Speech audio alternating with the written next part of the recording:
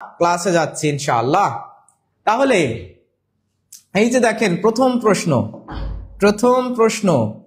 প্রশ্নে লেখা আছে যে to push someone to the wall, to push someone to the wall. প্রাক প্রাথমিক সহকারী শিক্ষক সুরমা সেটের নাম 2013 সালে আসা প্রশ্ন, প্রাইমারিতে আসা প্রশ্ন যে to push someone to the wall এর অর্থ কি? এর অর্থ কি? To defeat him, to heckle him, to humiliate him, to knock হিম।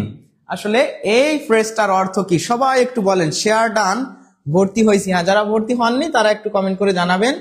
বলেন শেষমা ফিরোজা বেগম আপু, আফসানা আক্তার, লিজা আপু অনেকেই শেয়ার ডান লিখেছেন, মাশাআল্লাহ, অনেক ধন্যবাদ। 19-12-25 তারিখে কি প্রাইমারি প্রধান শিক্ষক নিয়োগ হবে? আফরোজা আক্তার টিএন আপু লিখছেন। এটা এক্স্যাক্টলি আমি বলতে পারতেছি না, এটা বলা যায়ও না, ওরকম অথেন্টিক কোন সোর্স এখনো আমরা পাইনি, সুতরাং বলতে পারছি না। নাসরিন আক্তার 5টা শেয়ার ডান, বা মাশাআল্লাহ। আমি হতে চাই। আবু তালিব ভাই ভর্তি হতে চান? আচ্ছা ঠিক আছে, আমাদের কর্তৃপক্ষ আপনাদের সাথে যোগাযোগ করবে। নুসরাত নীলা ডান।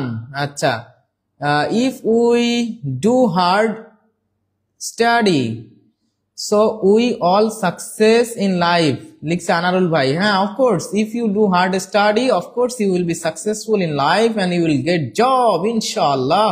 তাহলে আমাদের প্রিয় ভাই বোন যারা আছেন একটু কমেন্ট করে দেন যে to push someone to the wall এর অর্থ কি। তাহলে এইটা দেখানোর জন্য, এটা যদি আপনাদেরকে মনে রাখতে হয় তাহলে তো একজন লোক দরকার, ঠিক আছে? তো আর একজন লোক থাকলে আর কি এটা দেখানোর সুবিধা হতো যে টু পুশ মানে কি? পুশ মানে কি বলেন তো? পুশ মানে ধাক্কা দেওয়া, তাই না? পুশ মানে ধাক্কা দেওয়া, পুশ মানে হচ্ছে ধাক্কা দেওয়া। সামবডি মানে কোনো একজনকে, কাউকে ধাক্কা দেওয়া। টু দ্য ওয়াল মানে দেয়ালের দিকে, দেয়ালে, তাই তো? দেয়ালে কাউকে ধাক্কা দেওয়া, তাই না? আচ্ছা, আমরা অনেক সময় যখন মারামারি করি, ঠিক আছে, আমরা অনেক সময় যখন কারোর সাথে কারোর মারামারি হয় তখন আমরা কি করি? কাউকে মনে করেন যে দেয়ালের সাথে এইভাবে ধাক্কা দিয়ে চেপে ধরে রাখি, তাই না? এরকম করি যে এই তুই এই কথা বললি কেন, ঠিক আছে? মানে আপনি যদি কাউকে, মানে আপনার স্ট্রেংথ বা আপনি যদি শক্তিশালী থাকেন, আপনি যদি মানে জয়ী হতে চান, তাহলে সেক্ষেত্রে আপনি কি করতেছেন? কাউকে এইভাবে দেখা যাচ্ছে গলা ধরে এইভাবে দেওয়ালের সাথে আটকায় রাখছেন। এই এত বড় সাহস, মানে এইভাবে মনে করেন যে গলা ধরে দেওয়ালের সাথে চেপে রাখছেন, ঠিক আছে? তার মানে আপনি তাকে কি করেছেন? পরাজিত করে দিয়েছেন, তাই না? তার মানে পুশ, কাউকে এইভাবে ধাক্কা দেওয়া দেওয়ালের সাথে, ওয়াল মানে দেওয়াল, এবারে দেয়ালে কাউকে এইভাবে ধাক্কা দিয়ে চেপে ধরে রাখা এইভাবে, ঠিক আছে? তাহলে এরকম যদি আমরা কাউকে ধাক্কা দিয়ে এইভাবে গলা ধাক্কা দিয়ে দেওয়ালের সাথে চেপে ধরতে পারি, তাহলে তাকে আমরা কি করে দিয়েছি? পরাজিত। মানে এভাবেই কাউকে কি করতে হয়? ডিফিট করতে হয়, মানে পরাজিত করা। তার মানে আপনি যদি বিজয়ী হতে চান তাহলে আলটিমেটলি আপনাকে কি করতে হবে? এই যে দেখেন, to push somebody to the wall. তার মানে এই প্রশ্নের উত্তর হলো টু ডিফিট হিম, কাউকে পরাজিত করা। তাহলে এটা কি আপনি আর ভুলবেন? আসলে এইগুলো কিন্তু কোনো বই খাতায় কোনো জায়গায় নাই। আমি জাস্ট আমার মতো করে আমার ব্যাখ্যাগুলো দিচ্ছি আপনাদেরকে মনে রাখার জন্য, যাতে এই সিনগুলো আপনার মনে থাকে। কাউকে আপনি এইভাবে কি করলেন? গলা ধাক্কা দিয়ে দেয়ালের সাথে চেপে ধরলেন, তাহলে বুঝতে পারলেন যে আপনি তাকে কি করে দিয়েছেন? ডিফিট করে দিয়েছেন, ডিফিট। তাহলে যারা ডিফিট উত্তর করেছেন আলহামদুলিল্লাহ, তারা সঠিক উত্তর করে দিয়েছেন। তাহলে কি বুঝতে পারছেন? রেবেকা সুলতানা আপু, স্যার কোন অপরাধী এই বোনটার কমেন্টস পড়ছেন না? এই যে আপু পড়ে দিয়েছি। কেমন আছেন আপু আপনি? আল রাহাবুয়া, নেট কেন যে এত প্রবলেম করে বুঝি না। আচ্ছা, নেটে প্রবলেম হতে পারে আপনার, আপনি আবার ঢুকে পরে আবার মানে বের হয়ে আবার নতুন ভাবে ঢুকেন, সমস্যা নেই। রাজিয়া সুলতানা, রেবেকা সুলতানা, হাসি মধু, হ্যাঁ আপনারা আছেন সবাই? হ্যাঁ সবাই আছে আলহামদুলিল্লাহ। তাহলে ক্লিয়ার। স্যার আজকে আমাদের সাথে রাগ করেছে রাজিয়া সুলতানা আপু। না, রাগ করি নাই। কি বলেন, আপনাদের সাথে রাগ করে থাকা যায়? আচ্ছা, আমরা তাহলে মনে হয় এই প্রশ্নটা সবাই বুঝতে পারছি যে to push someone to the wall বা push somebody to the wall, কাউকে দেয়ালের সাথে ধাক্কা দিয়ে রাখা, এর মানে হচ্ছে টু ডিফিট হিম, তাকে কি করা? পরাজিত করা। Pros, pros and cons, pros and cons means advantages and disadvantages, merits and demerits, good and bad, all of the above. Which one is the correct answer of the question number 2? আপনার সবাই উত্তর করেন। Tariff commission গবেষণা কর্মকর্তা 2018 সালের আসা প্রশ্ন। নিঃসন্দেহে আমরা সবসময় আলোচনা করি বিগত সালে আসা প্রশ্ন, আর আমি যেভাবে আপনাদেরকে পড়াচ্ছি আপনারা প্রত্যেকে কিন্তু you are going to be more and more smarter every day by understanding a lot of vocabularies and skipping the confusion in the exam hall. Exam hall এর কনফিউশনটা দূর করে বেশি বেশি vocabulary জেনে by understanding you are learning the idioms and phrases. আপনি বুঝে বুঝে পড়তেছেন প্রত্যেকটা ওয়ার্ড। প্রজ মানে কি and cons মানে কি আপনারা হয়তো এটার অর্থ অনেকেই জানেন, কিন্তু আমি আপনাদেরকে প্রত্যেকটা অর্থ যখন ভেঙে দেব, আপনার প্রত্যেকটা অর্থের জন্য একটা সিনোনিম বা একটা অ্যান্টোনিম আপনার জানা হচ্ছে, আবার সাথে সাথে এই জায়গাটা টোটাল পানি পানি হয়ে যাচ্ছে, একদম পানি পানি। কিভাবে পানি পানি করে দিই আপনারা সবাই দেখেন। আগে উত্তর করেন, আগে উত্তর করেন। অনেকেই উত্তর করতেছেন, অনেকেই ডি উত্তর করছেন, এ উত্তর করছেন, এ উত্তর করছেন। ক সুমাইয়া আফরিন লিজা আপু সালাম দিয়েছেন, ওয়ালাইকুম আসসালাম আপু, কেমন আছেন? আচ্ছা, অল অফ দ্য অ্যাবভ লিখছে বৃষ্টি চক্রবর্তী। অনেকেই উত্তর করতেছেন, মাশাআল্লাহ। হ্যাঁ মাশাআল্লাহ, আজকে কিন্তু মনটা বেশি ভালো লাগতেছে যে আমাদের প্রিয় ভাই বোনরা আজকে আমাদের ক্লাসে অনেকেই জয়েন হয়েছেন। এটা ভালো লাগার বিষয়। যখন a lots of students are in the class, the teachers feel very excited and feel very good. So আমিও তার ব্যতিক্রম নয়, খুবই ভালো লাগতেছে। আপনারা ক্লাসে শেষ পর্যন্ত থাকেন। এই ফ্রেজ ইডিয়াম এইসবের ক্লাস হয় না, আসলে সত্যিকার অর্থে বলতেছি, এইগুলো আসলে ক্লাস হয় না, বাট আমি ক্লাস নিচ্ছি। এটা নিঃসন্দেহে it's a green signal, it's a great opportunity for all the viewers. You are getting class on phrases and idioms. Undoubtedly you are learning something exclusive, special, ঠিক আছে, ইউনিক স্ট্র্যাটেজি। এইগুলো আপনার মাথায় রাখতে হবে। তাহলে আমরা চলে আসি, প্রজ মানে কি জানেন আপনারা? প্রজ মানে হচ্ছে অনুকূল, অনুকূল। প্রজ মানে কি? অনুকূল, ঠিক আছে। আর অ্যান্ড মানে এবং, অ্যান্ড মানে এবং। আর কনস মানে কি জানেন? কনস মানে হচ্ছে প্রতিকূল, প্রতিকূল, প্রতিকূল, প্রতিকূল বানান কয় দীর্ঘ, তাই না? প্রতিকূল। আচ্ছা, অনুকূল এবং প্রতিকূল, অনুকূল এবং প্রতিকূল। আপনারা কি জানতেন যে প্রজ মানে অনুকূল আর কনস মানে প্রতিকূল? এই কথাটা কি আপনারা জানতেন? অনেকেই হয়তো জানতেন না। দেখেন, এই অনুকূল মানে কি? সুবিধা, সুবিধা। আর কনস মানে প্রতিকূল মানে কি? অসুবিধা, অসুবিধা মানে আমার পক্ষে না। আবার সুবিধা তার মানে কি? এটা ভালো, ভালো। সুবিধা মানে কি? সুবিধা হলে তো ভালো, আর অসুবিধা মানে কি? খারাপ, তাই তো? আচ্ছা, তাহলে আপনাকে যদি এরকম এই কয়টা বলা হয় যে অনুকূল এবং প্রতিকূল, তাহলে অনুকূল মানে আমার জন্য ভালো, আর প্রতিকূল মানে আমার জন্য খারাপ। কারণ স্রোতের অনুকূলে যখন যাওয়া হয় তখন কষ্ট কম হয়, স্রোতের প্রতিকূলে যখন যাওয়া হয় তখন কষ্ট বেশি হয়, পরিশ্রম হয়ে যায়, তাই না? তাহলে দেখেন, অনুকূল এবং প্রতিকূল, এ প্রজ অ্যান্ড কনস, তার মানে বোঝা যাচ্ছে যে সুবিধা এবং অসুবিধা। মেরিটস মানে কি? সুবিধা। ডিমেরিটস মানে অসুবিধা।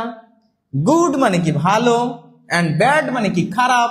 তাহলে দেখেন, এই তিনটাতেই কিন্তু সুবিধা, অসুবিধা, ভালো মন্দ এইগুলা আছে। সুবিধা, অসুবিধা, ভালো মন্দ। তাহলে এটা উত্তর হবে, এটা উত্তর হবে, এটা উত্তর হবে। তার মানে তিনটা তো আর আপনি দাগাতে পারতেছেন না। সুতরাং এই প্রশ্নের উত্তর হয়ে যাচ্ছে ঘ। দেখেন, আপনারা অনেকেই কিন্তু এই প্রশ্নটার উত্তর জানেন, কিন্তু প্রজ অ্যান্ড কনস শব্দের অর্থ কি আপনাদের অনেকের জানা নাই। আজকে জেনে গেলেন, আর জীবনেও কিন্তু এই প্রশ্ন আপনাদের ভুল হবে না। হবে? ভুল হবে না, কারণ আপনি প্রজ অ্যান্ড কনস এর অর্থ জেনে গেছেন। এতদিন পড়েছেন, কেউ জানতেন না, অধিকাংশই জানতেন না, যে যাই বলেন কেন প্রজ মানে কি কনস মানে কি জানতেন না এটা অনেকেই, ঠিক আছে, এটা বলে কোনো লাভ নাই। তো সুতরাং আপনারা কিন্তু এখন জেনে গিয়েছেন এই প্রশ্নের উত্তর কি হবে, তাই তো, প্রজ অ্যান্ড কনস। তাহলে প্রজ মানে কি, এই প্রশ্নের উত্তর তাহলে কি হলো, এই প্রশ্নের উত্তর হলো সুবিধা অসুবিধা, মানে সবগুলোই, তাই তো। আচ্ছা, তাহলে কেমন লাগলো, এখন কি বুঝতে পারছেন সবাই? সবাই যদি বুঝতে পারেন বলেন তো একটু পানি পানি কমেন্টটাকে আবারও একটু উজ্জীবিত করে ফেলেন তো, যে ওয়াটার ওয়াটার, পানি পানি করে ফেলেন একদম, বলেন জি স্যার, এভাবে ক্লাস নিলে এই জিনিসগুলো জীবনে কোনোদিন আর কনফিউশন হবে না, হবে না, হবে না, হবে না, ঠিক আছে। আপনারা সবাই একটু কমেন্ট করে জানান যে আপনারা সবাই একটু কমেন্ট করে জানান যে ক্লিয়ার কিনা, একটু কমেন্ট করে জানাবেন যে জি স্যার, না স্যার, হ্যাঁ অনেকে কমেন্ট করতেছেন। শহীদ ইসলাম ভাই, শহীদ ভাই কেমন আছেন? শহীদ ভাই আপনি তো আবার মাঝে মধ্যে মন খারাপ করেন, স্যার একটা রোমান্টিক গান চাই। গান হবে পরে, আগে পড়াশোনা করি, পান করা শেষ, সবার জন্য চা নিয়ে চলে আসলাম তাই নাকি? আচ্ছা, তো ঠিক আছে, অনেকেই উত্তর করতে পেরেছেন। এখন সবাই বলেন যে এইভাবে পড়লে কি আর কোনোদিন অসুবিধা হবে? হবে না ইনশাআল্লাহ। আমরা চলে যাই পরের প্রশ্নে, আমরা চলে যাই পরের প্রশ্নে। আমারটা হয়েছে ধন্যবাদ স্যার, অনেকেই কমেন্ট করতেছেন প্রজ অর্থ অনুকূল, কনস অর্থ প্রতিকূল। আলী আকবর ভাই আলহামদুলিল্লাহ হয়েছে পানি পানি। জি স্যার, পানি পানি পানি পানি, সবাই পানি পানি কমেন্ট করতেছেন, একটু কমেন্ট করে দেন সবাই, পানি পানি হয়ে যাচ্ছে আজকে ইনশাআল্লাহ। হজরত ফানি ফানি দামাত বরকাত আলিয়া। আচ্ছা, সাইবুল ইসলাম ভাই কেমন আছেন? সাইবুল ভাই, সাইবুল ভাইয়ের সাথে অনেকদিন পরে আবার গোলাম রব্বানি ভাই চলে এসেছেন আমাদের, আলহামদুলিল্লাহ ক্লিয়ার। গোলাম রব্বানি ভাই বলছে পানি পানি করে দিচ্ছে স্যার। আচ্ছা, তারপরে সৌরভ আমাদের আলহামদুলিল্লাহ ক্লিয়ার হয়ে গেছে। রায়হান তালুকদার লিখেছেন পানি পানি পানি, আলহামদুলিল্লাহ। অনেকেই কমেন্ট করতেছেন, মাশাআল্লাহ। তাহলে এই প্রশ্নটার উত্তর করে দেন সবাই, ওয়াটার ওয়াটার ওয়াটার, পানি পানি। ও মাই, ফিরোজা বেগম আপু, ফিরোজা বেগম আপু কতবার পানি পানি লিখেছেন, মাশাআল্লাহ, অনেক ধন্যবাদ আপুকে। তাহলে কমেন্ট কিন্তু ভাইরাল হয়ে গেছে, এখন আমরা এই প্রশ্নটার উত্তর করি, এটা উত্তর করি এবার, আর আমরা কমেন্ট অন্যদিকে না করে এই প্রশ্নটার উত্তর করি। দেখি কারা কারা কমেন্ট করেছেন। নাসরিন আক্তার আপু, মাশাআল্লাহ, অনেকেই কমেন্ট করতেছেন, খুব ভালো লাগতেছে, খুবই ভালো লাগতেছে। রেশমি ঋষি আপু অনেকগুলো লাভ রিয়াক্ট দিয়েছে এবং পানি পানির ইয়ে দিয়েছে। আমার মেয়ের জন্য ভালো করে ক্লাস করতে পারি না, নাসরিন আক্তার আপু, তাই অনেক সুন্দর ক্লাস। খাদিজা আক্তার আপু, খাদিজা আক্তার আপু কেমন আছেন? রায়হান তালুকদার, সৌরভ ফয়েজ ভাই পানি পানি লিখেছেন। সাইমা খাতুন, স্যারেরা কত অসাধারণ যায় বলে শুনতে ভালো লাগে। আচ্ছা, তাই, অনেক ধন্যবাদ আপু। আচ্ছা ঠিক আছে, তাহলে এই প্রশ্নটার উত্তর করেন সবাই, সবাই এই প্রশ্নটার উত্তর করেন। হ্যাঁ দেখেন, আমরা এদিকে আসি, এখানে to play, to play, play মানে হচ্ছে বাজানো, প্লে মানে বাজানো। আর অনেকেই আমরা আগে ফার্স্ট মিনিংটা লিখি। প্লে মানে হচ্ছে মূলত আমরা সবাই জানি খেলা করা। প্লে মানে কি? খেলা করা। আবার প্লে মানে কিন্তু বাজানো, বাজানো। আবার প্লে মানে কিন্তু চালু করা, চালু করা, তাই না? এগুলো মনে হয় আমরা জানি, প্লে মানে চালু করা। আর ফিডেল, ফিডেল মানে হচ্ছে বেহালা, ফিডেল মানে কি? বেহালা, তাই না? আচ্ছা, তাহলে দেখেন এই জায়গায় খেলা করা, বাজানো, চালু করা, কিন্তু ফিডেল মানে যদি বেহালা হয় তাহলে আমরা অনেকে জানি না, ক্যান ইউ প্লে ফ্লুট, তুমি কি বাঁশি বাজাতে পারো? Can you play? এই প্লে মানে কিন্তু সবসময় খেলা করা নয়, এটাকে বলে হচ্ছে হোমোনিম, এটাকে বলা হচ্ছে হোমোনিম। বানান একই কিন্তু এক এক জায়গায় এক এক রকম অর্থ, কনটেক্সটের উপর ভিত্তি করে ভিন্ন অর্থ দেয়। এটাকে ইংরেজিতে বলে কি? হোমোনিম বলে, ঠিক আছে? হোমোনিম মানে একই বানান কিন্তু অর্থ ভিন্ন। বানান একই, বানান একই, অর্থ ভিন্ন, অর্থ ভিন্ন। এই বানান একই অর্থ ভিন্ন এমন শব্দকে কি বলা হয়? হোমোনিম বলে। আর একটা আছে হোমোফোন, মানে বানান আলাদা কিন্তু শুনতে একই রকম। যেরকম মনে করেন যে KNOW, নো, এটা ইংরেজি কি? নো। আবার কিন্তু যদি বলা হয় NO, এটাও কিন্তু নো, মানে এটা কিন্তু বানানো আলাদা আবার অর্থ আলাদা, এটাকে বলা হচ্ছে হোমোফোন। হোমোফোন মানে শুনতে একই রকম। এটারে বলে বাংলায় বলে সমুচ্চরিত শব্দ। এটা কি বলে বাংলায়? সমুচ্চরিত শব্দ।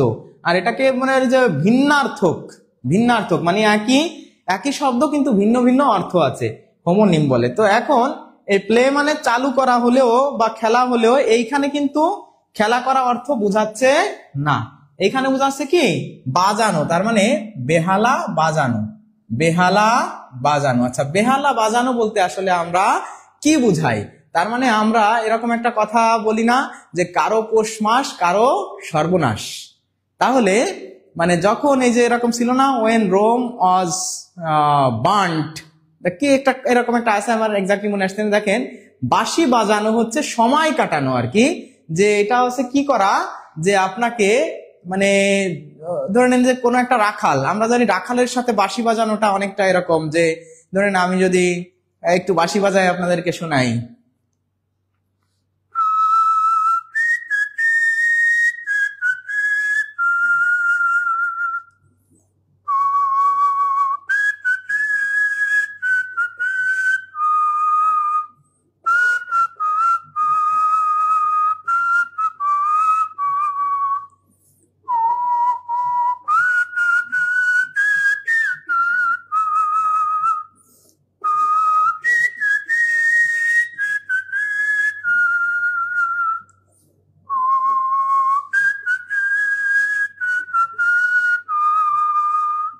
এই যে মনে করেন আমি একটু কি মানে শীষের মাধ্যমে সুর দিয়ে আপনাদেরকে একটু বাঁশি বাজিয়ে শোনালাম। এইটা হচ্ছে রাখাল মনে করেন গরু রাখতে গেছে, তখন সে কি করতেছে, গরু রাখার পাশাপাশি সময়টা কাটাচ্ছে বাঁশি বাজিয়ে, তাই না? বাঁশির সুরে, মানে সময় কাটানো। এই সময় কাটানো মানে হচ্ছে সময়টাকে কোনো কাজে ব্যবহার করা না, তার মানে সময়টা নষ্ট করা। মানে আমার সময়টা কোনো একটা কাজের জন্য আমি গেছি, কিন্তু ওইটা আমার প্রধান কাজ না, আমি গেছি গরু রাখতে কিন্তু আমি বাঁশি বাজাচ্ছি, মানে এটা এক্সট্রা, ওই সময়টা আমি এক্সট্রা কাটাচ্ছি, তাই না? সময় কাটানোর জন্য। আর সময় কাটানো মানে হচ্ছে আমি সময়টাকে আসলে নষ্ট করতেছি। এটাকে কোনো একটা কাজে যদি আমি লাগাতে পারতাম, তা না করে আমি কি করতেছি, ফিডেল মানে বেহালা বাজাচ্ছি, বাঁশি বাজাচ্ছি। আর এই বাঁশি বাজাচ্ছি তার মানে হচ্ছে আমি সময় নষ্ট করতেছি, আমি কোনো কাজ না করে কি করতেছি, সময় নষ্ট করতেছি। তার মানে to waste time, to play on a fiddle মানে হচ্ছে টু ওয়েস্ট টাইম, মানে হচ্ছে আমি বাঁশি বাজায় সময় নষ্ট করতেছি। তার মানে বাঁশি বাজানো মানে হচ্ছে আমি যদি এখন ক্লাসের ভিতর কি করি, ক্লাসের ভিতর যদি এখন আমি বাঁশি বাজাই ধরে নেন যে, তাহলে কি হবে, তাহলে কিন্তু এটা হয়ে যাবে একটা মানে সময় নষ্ট করা। অনেকে কমেন্ট করেছেন, আমার বাঁশি বাজানোর প্রশংসা করেছেন। আমি কিন্তু ওই ইসের বাঁশি বাজাতে পারি, বুঝছেন? কি বাঁশি বলে এটারে? বাঁশের বাঁশি। এই যে বাঁশের বাঁশি বাজাতে পারি হালকা হালকা, মেলা ভালো পারি না, আমি কোনো কিছুই অত ভালো পারি না, কিন্তু অল্প অল্প পারি। তাহলে এই যে বাঁশি বাজানো বা বাঁশি বাজিয়ে সময় নষ্ট করা, এটাকে মূলত বলা হয় to waste time, to waste time. আশা করি আপনার এখানে আসলে মিউজিক্যাল ইনস্ট্রুমেন্ট না, টু প্লে ইম্পর্টেন্ট রোল না, সেটা হবে না, ইম্পর্টেন্ট ম্যাটার না, কিন্তু এটাও সময় নষ্ট করা, মানে আমি একটা কাজে যে আমি সেই কাজ না করে অন্য কাজ করতেছি, মানে সময় নষ্ট করতেছি। তার মানে গরু রাখতে যে বাঁশি বাজাচ্ছি, আপনি এইভাবে মনে রাখবেন। আমি আসলে এটা কোনো এমন বই খাতার থেকে নেওয়া না যে বই খাতায় এই আছে এটাই বলতে হবে, আমি জাস্ট আমার মতো করে মনে রাখার জন্য যে বেহালা মানে আর প্লে মানে বাজানো, তার মানে বাঁশি বাজাচ্ছি বসে বসে, ধরে নেন। তো এই যে বাঁশি বাজানো, এটাকেই বলা হয় কি two play on a fiddle, মানে বেহালা বাজায় সময় নষ্ট করা। এই যে কিন্তু চলে আসছে টু রেজ অনস ব্রুজ, এই যে টু রেজ ওয়ান্স ব্রুজ। এই প্রশ্নটার উত্তর কি হবে সবাই বলেন, সবাই বলেন এই প্রশ্নটার উত্তর কি হবে? এটা মনে হয় সবাই আপনারা পারবেন। যদি সবাই পারেন, সবাই একটু কমেন্ট করে জানিয়ে দিন এই প্রশ্নটার উত্তর কি হবে, দেখি আপনারা পারেন কিনা। সবাই উত্তর করেন।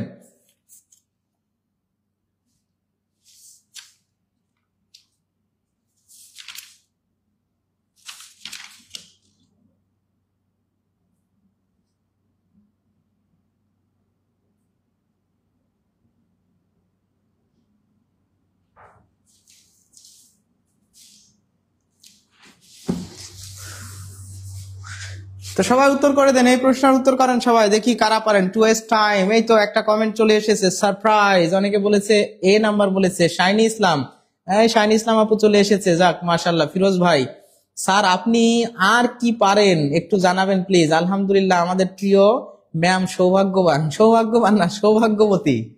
তো ঠিক আছে, ধন্যবাদ। অবশ্যই গাইবান্ধা পলাশবাড়ি চলে আসেন। হ্যাঁ মাশাআল্লাহ, অনেকে আজকে কমেন্ট করতেছেন।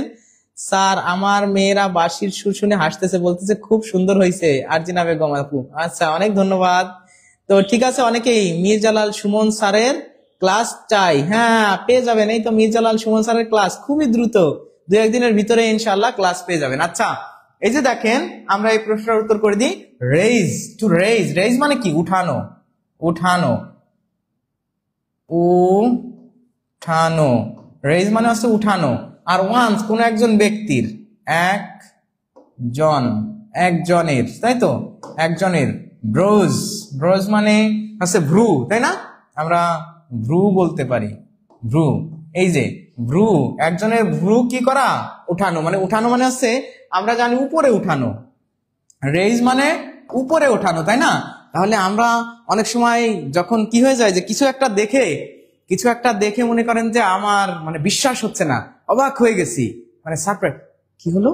এই যে আমাদের ভ্রু, এই ভ্রুটা উপরের দিকে চলে যায়। এই যে দেখবেন যে ওই যে কমেন্টে যে আছে না, কমেন্টে যে ইমোজি আছে না, ইমোজিতে সারপ্রাইজড যে ইটা আছে, সারপ্রাইজড হয়ে যাওয়া, ওইটা কিন্তু এরকম দেওয়া, তাই না? এরকম এই যে ভ্রুটা উপরের দিকে উঠে যাওয়া। তার মানে ভ্রু উপরের দিকে উঠে যাওয়া মানে হচ্ছে আপনি কি হয়ে গেছেন? সারপ্রাইজড হয়ে গেছেন, কোন একটা কিছু দেখে অবাক হয়ে গেছেন, ঠিক আছে? তাহলে সারপ্রাইজড হয়ে যাওয়া তার মানে হচ্ছে ভ্রু যখন উপরের দিকে, আমরা কোনো কিছু দেখলে হঠাৎ করে যখন বিশ্বাস করতে পারি না, অবিশ্বাস্য, তখন আমরা এই কি হলো, এই যে কি হলো, এই ভ্রুটা আমরা উপরের দিকে উঠাই দিই, যার কারণে কিন্তু এই যে টু রেইজ ওয়ান্স আইব্রোজ, এই প্রশ্নটার উত্তর হয়ে যাবে সারপ্রাইজ, সারপ্রাইজ, সারপ্রাইজ। তাহলে সারপ্রাইজ হবে এই প্রশ্নের উত্তর। আপনারা মনে হয় সবাই এখন বুঝতে পারছেন আলহামদুলিল্লাহ যে ভ্রু, কোন একজনের ভ্রু উপরে উঠে যাওয়া, মানে ভ্রু উপরে উঠে যাওয়া মানে হচ্ছে কি? সারপ্রাইজ হয়ে যাওয়া। তাহলে এই প্রশ্নের উত্তর হবে সারপ্রাইজ। প্রাক প্রাথমিক সহকারী শিক্ষক, এখানে এই প্রশ্নটা এসেছিল। তো আশা করি আপনারা যারা উত্তর করতে পারছেন সবাই মোটামুটি বুঝেই উত্তর করেছেন, না বুঝলেও আজকে কিন্তু এটা ক্লিয়ার হয়ে গেল। The thief was caught red-handed, red-handed, এই যে red-handed, এখানে লেখা আছে কি red-handed, red-handed যদি বলা হয় তাহলে এই যে দেখেন red-handed এর অর্থ কি? red-handed এর অর্থ কি? সবাই একটু বলেন তো red-handed এর অর্থ কি? red-handed এর কি অবস্থা? সবাই কি কমেন্ট মানে শেয়ার করেছেন আমাদের ভিডিওটা? যারা এখন দেখতেছেন সবাই কি ভিডিওটা শেয়ার করেছেন? অনেকেই সঠিক উত্তর করেছেন আলহামদুলিল্লাহ, সবাইকে অনেক। নিঃসঙ্গ নীলাম্বরী, নীলাম্বরী, বাহ, নীল অম্বরী, নীল যোগ অম্বর, স্যার সব দিক দিয়েই পারফেক্ট। আচ্ছা অনেক ধন্যবাদ আপনাকে। সারপ্রাইজ, হ্যাঁ অনেকে কমেন্ট করেছেন। আপনারা সবাই কি শেয়ার করেছেন? কি হলো? ভূমিকম্প হয়েছে স্যার, ভূমিকম্প তো পেরে গেছি এবার। সোনিয়া নুসরাত, ভূমিকম্প তো ওই যে শুক্রবারে হলো, আর শনিবারে নাকি হয়েছিল অল্প, কিন্তু এটা বুঝতে পারি নাই, শুক্রবারেরটা বুঝছি, পরে তো আর ভূমিকম্প টাম্প আমরা টের পাইনি। কি ব্যাপার, আপনারা কিন্তু কমেন্ট কম করতেছেন, শেয়ার করেছেন তো সবাই? সবাই কি শেয়ার করেছেন? শেয়ার না করলে এখনই দ্রুত শেয়ার করে দেন, তাহলে আমার ক্লাসটা আরো সুন্দর কেয়ারফুলি আমি নিতে পারবো। Share equal to care, as many as share so many as care. Okay, তাহলে আপনারা যত দেখেন red-handed, রেড মানে হচ্ছে লাল। দেখবেন সবসময় আমরা এখান থেকে আমরা কিছু জিনিস জানবো। অলরেডি বিজ্ঞানে আপনাদের আগের দিন ফিরোজ রানা অন্তর স্যার উত্তর করে দিয়েছিলেন একটা জিনিস। দেখেন আমাদের যে রং ধনুতে যে 7টা রং রয়েছে, কি কি বলেন তো? বেনিয়া, বেনি আ সহ, এটা একটু সবাই নোট করে নেন। বেনিয়া, যারা সায়েন্সে আছেন তারা তো পারেন, সহ কলা, বেনিয়া সহ কলা। বেতে হচ্ছে কি? বেগুনি। এই যে দেখেন 1 2 3 4 5 6 7, এই যে 7টা রং, ঠিক আছে? এই যে 7টা রংকে বলা হয় মৌলিক রং, তাই না? তাহলে এই যে দেখেন বেনিয়া বেগুনি, বেগুনি নীল, বেগুনি নীল, আসমানি, আসমানি, তারপরে সবুজ, সবুজ, হলুদ, হলুদ, আর এটা আছে কমলা, আর এটা হচ্ছে লাল। এটা কি? লাল। এই যে লাল, দেখেন সব থেকে তরঙ্গ দৈর্ঘ্য বেশি হচ্ছে লাল আলোর। এই যে লাল আলো, এর তরঙ্গ দৈর্ঘ্য সব থেকে বেশি, আর সব থেকে কম এটা হচ্ছে তরঙ্গ দৈর্ঘ্য কম। এটা কিন্তু বিজ্ঞানের প্রশ্ন, ঠিক আছে? তরঙ্গ দৈর্ঘ্য, এই তরঙ্গ দৈর্ঘ্যের ব্যাপারটা এইভাবে গেছে, মানে এই যে সব থেকে কম থেকে বেশি, এটা হচ্ছে সবচেয়ে কম, এটা হচ্ছে কম, ঠিক আছে? তরঙ্গ দৈর্ঘ্য সব থেকে কম হচ্ছে বেগুনি, আর সব থেকে বেশি হচ্ছে লাল। এটা হচ্ছে বেশি হচ্ছে কার? লাল আলোর। আর যদি বলা হয় যে ভিতরের বর্ণ কোনটি, মানে মধ্য অবস্থায়, সেটা হচ্ছে দেখেন 1 2 3, এপাশে 1 2 3 সবুজ, এটা হচ্ছে মধ্যম রং। যদি কখনো আসে যে মধ্যম রং কোনটি, বা কোনটির তরঙ্গ দৈর্ঘ্য মধ্যে আছে, যে একদম বেশিও না কমও না, মানে মধ্যবর্তী বর্ণ কোনটি, সেটা হচ্ছে সবুজ, ঠিক আছে? এখন এই যে এই লাল আলোর তরঙ্গ দৈর্ঘ্য বেশি হওয়ার ফলে, এই লাল আলো যেহেতু তরঙ্গ দৈর্ঘ্য বেশি, এটা বেশি বিচ্যুত হয় না, মানে বিচ্যুতি কম, এটার বিচ্যুতি কম। আর বিচ্যুতি কম হওয়ার কারণে দেখবেন যে বিভিন্ন জায়গায় লাল আলো ব্যবহার করা হয়। মানে লাল আলো ব্যবহার করা হয় কেন? যে লাল আলো অনেক দূরে থাকলেও চোখে পড়ে, মানে ওই আলোটা দ্রুত বিচ্যুতি হয়ে যায় না, বা ওইটার তরঙ্গ দৈর্ঘ্য বেশি হওয়ার কারণে ওইটা অনেক দূর থেকে দেখা যায়। যার কারণে দেখবেন যে কোনো জায়গায় কোনো সংকেত দেওয়া থাকলে সেটা লাল আলো দিয়ে সংকেত দেওয়া হয়। বুঝতে পারছেন কাহিনী? তাহলে লাল আলো থেকে আমরা আরেকটা জিনিস জানি, যে সাধারণত রেড সিগন্যাল বলা মানেই খারাপ কোনো কিছু। রেড মানেই হচ্ছে খারাপ। এই রেড রংটা খারাপ হলো কেন জানেন? রেড রংটা খারাপ হওয়ার কারণ হচ্ছে, এই যে লাল রংটাকে খারাপ বলার কারণ হলো, খারাপ বা ভয়াবহতার প্রতীক, এই যে ব্লাড মানে কি বলেন তো? রক্ত। ব্লাড মানে রক্ত। আর রক্ত কোন কালারের হয়? রক্ত হয় হচ্ছে লাল কালারের। তাহলে যখন যুদ্ধ বিগ্রহ হয়, যখন মারামারি কাটাকাটি হয়, তখন রক্তপাত হয়ে যায়। আর রক্তপাত মানে কি? লালে লাল হয়ে যাওয়া।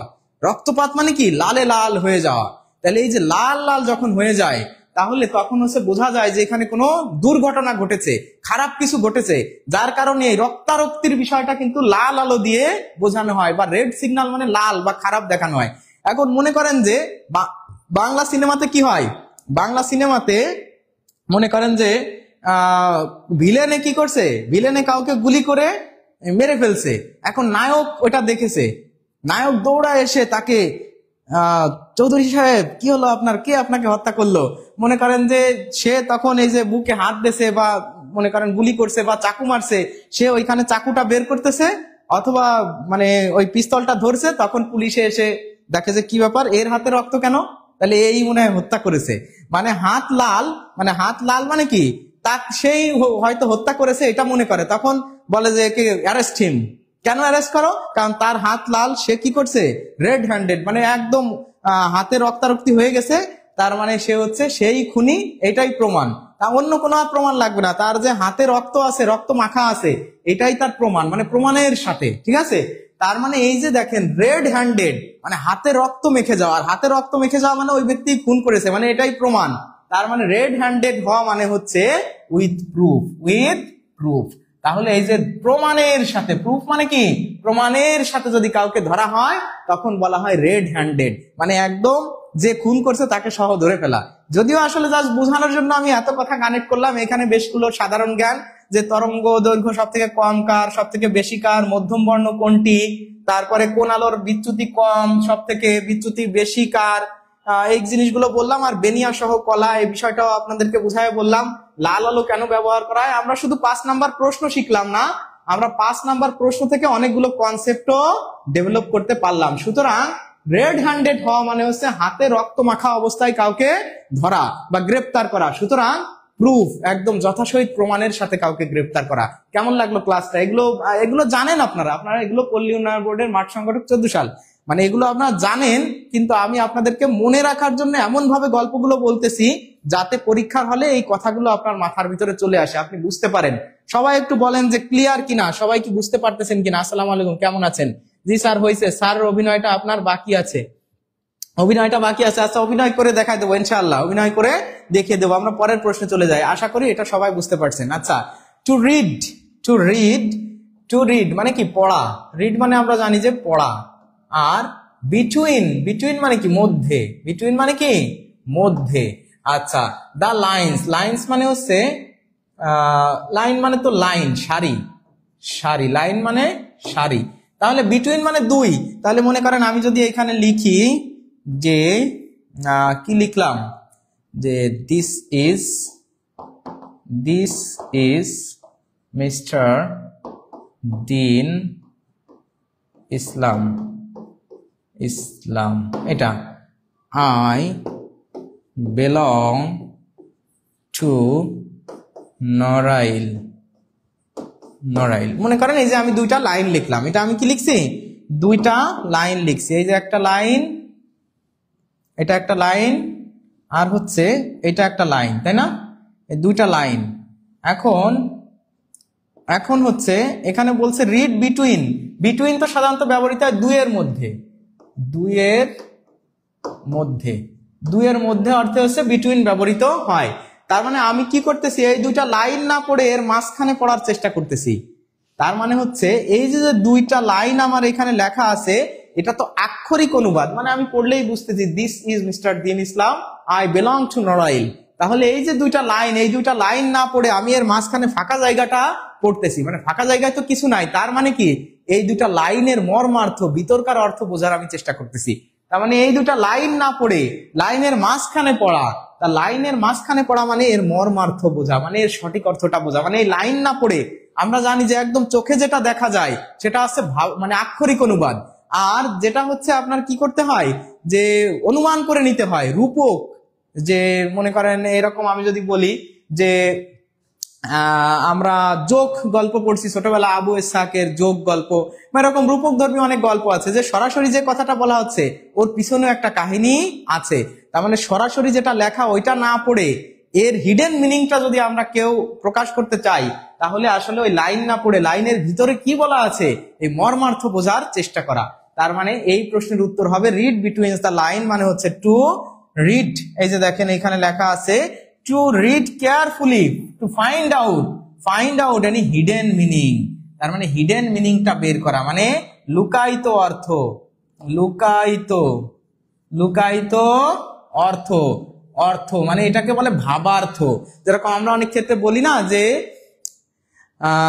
আমরা যদি বলি যে হাঁটি হাঁটি পা পা করে শীতকাল চলে আসছে, হাঁটি হাঁটি পা পা করে শীতকাল চলে আসছে মানে কি শীতকাল হাঁটতে হাঁটতে আসতেছে না, এটা পড়লে মনে হচ্ছে হাঁটি হাঁটি পা পা করে, কিন্তু আলটিমেটলি কথাটা বলা হচ্ছে যে আস্তে আস্তে শীতকাল চলে আসছে। তাহলে এই যে লাইনটা সরাসরি ওইটার অর্থ না করে আমরা কি করব, ওইটার ভিতরকার মিনিং, মানে ওই লাইনের মাঝখানে কি লেখা আছে এটা বোঝা, যার মানে হচ্ছে হিডেন মিনিং, মানে ফাঁকা জায়গায় অর্থ খুঁজে বের করা। লাইন না পড়ে লাইনের মাঝখানে ফাঁকা জায়গাটার অর্থ বোঝা মানে কি, মানে হিডেন মিনিংটা খুঁজে বের করা। আশা করি এই প্রশ্নটা আপনারা সবাই আলহামদুলিল্লাহ বুঝতে পারছেন, ভাবানুবাদ। তাহলে ক্লিয়ার, তাহলে ক্লিয়ার হলে আমরা পরের প্রশ্নে চলে যাই, ক্লিয়ার হলে আমরা পরের প্রশ্নে। এ রেড লেটার ডে, এই যে red letter, a red letter day, red মানে কি লাল, তাই না, আর লেটার, লেটার মানে হচ্ছে চিঠি, লেটার মানে চিঠি, লেটার মানে চিঠি, চিঠি। আর ডে মানে কি দিন, ডে মানে দিন, লাল, একটা লাল চিঠির দিন, এতে একটা একটা একটা লাল চিঠির দিন। আপনারা বলেন তো এই রেড লেটার ডে, লাল চিঠির দিন, এটা কিভাবে আপনারা মনে রাখবেন? A red day, a historical day, a memorable day, a day of joy. আপনারা সবাই একটু বলেন, সবাই একটু বলে দেন যে এই প্রশ্নটার উত্তর কি হবে। সবাই বলে দেন তো দেখি, সবাই পারেন কিনা, দেখি সবে পারি কিনা এই প্রশ্নটার উত্তর, সবাই বলেন।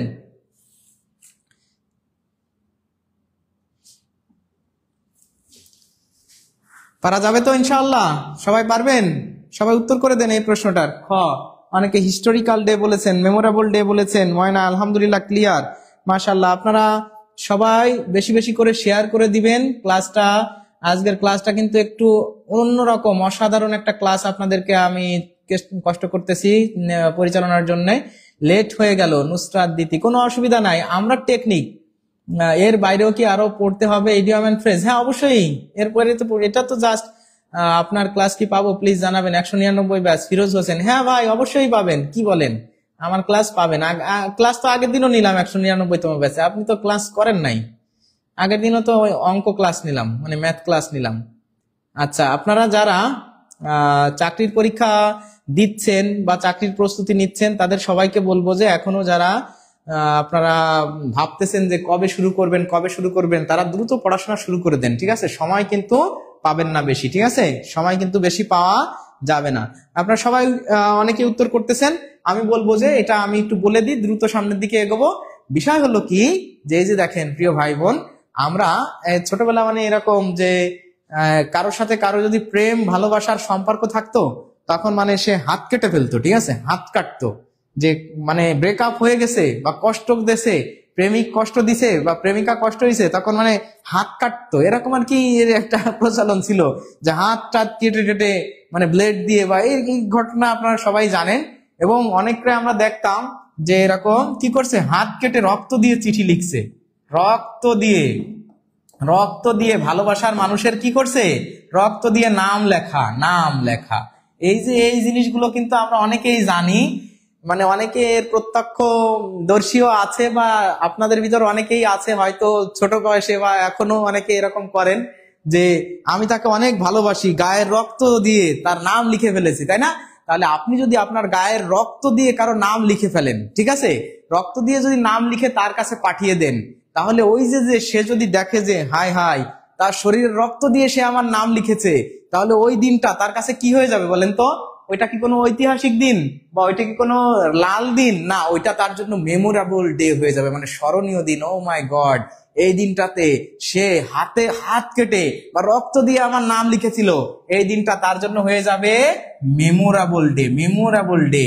তাহলে এই যে রেড লেটার ডে মানে হচ্ছে এই মেমোরেবল ডে, একটা স্মরণীয় দিন। এই রেড লেটার ডে মানে কি মেমোরেবল ডে। আপনার সবাই ওই প্রেমে এই যুগে নাই, তাই? আচ্ছা ঠিক আছে, তাহলে দেখেন এটা হয়ে যাবে মেমোরেবল ডে। আমরা রক্ত দিয়ে নাম লেখা দিয়ে মনে রাখতে পারি রেড লেটার ডে। লেটার মানে যেহেতু চিঠি, তাহলে চিঠিতে মনে করেন যে কেউ আপনাকে কি করছে, কিসের চিঠি দিয়েছে, একটা লাল চিঠি, মানে রক্ত দিয়ে নাম লিখে আপনাকে চিঠি পাঠিয়েছে। তার মানে অবশ্যই ওই দিনটা আপনার জন্য, যে দিন তারিখটা দেওয়া থাকবে চিঠিতে, আপনার চিঠিতে দিন তারিখ থাকে, ওই যে দিন তারিখটা হয়ে যাবে আপনার কাছে কি মেমোরেবল হয়ে যাবে, তাই না? এরকম ঘটনা আছে। গোলাম রব্বানী ভাই লিখছে, স্যার আমার লাইফে এরকম ঘটনা আছে। আচ্ছা, এরকম ঘটনা অনেকের লাইফে আছে হয়তো, ঠিক আছে। আচ্ছা, এই যে আছে রাউন্ড ডজন, রাউন্ড মানে কি পুরোপুরি আর কি, তাই না? যে রাউন্ড মানে গোল বোঝায়, একদম সার্কেল এরকম, মানে গোলাকার, ঠিক আছে? রাউন্ড একদম যতটুকুন প্রয়োজন ততটুকুন, ঠিক আছে? এটা তো আসলে এই জায়গায় আপনাদেরকে এটা দেখাই দিই, রাউন্ড ডজন, রাউন্ড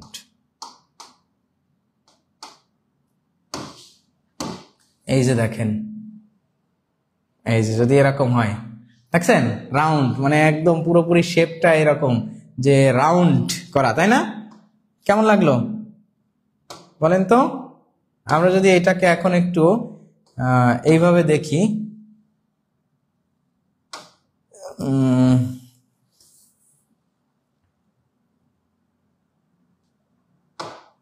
আচ্ছা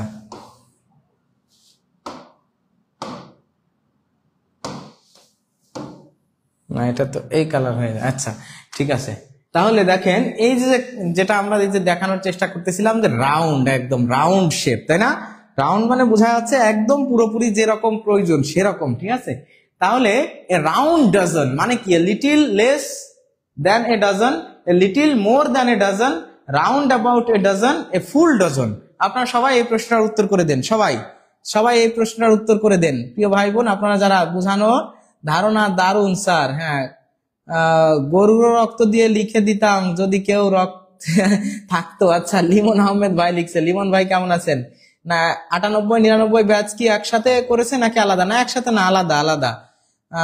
শাবানার কাহিনী, আমাদের ওইদিকে এক ছেলে জোকের রক্ত দিয়ে চিঠি লিখে বলেছিল হাত কেটে লিখেছি, তাই নাকি? স্ট্রোদেলা শারমিন আপুকে দিয়েছিল নাকি?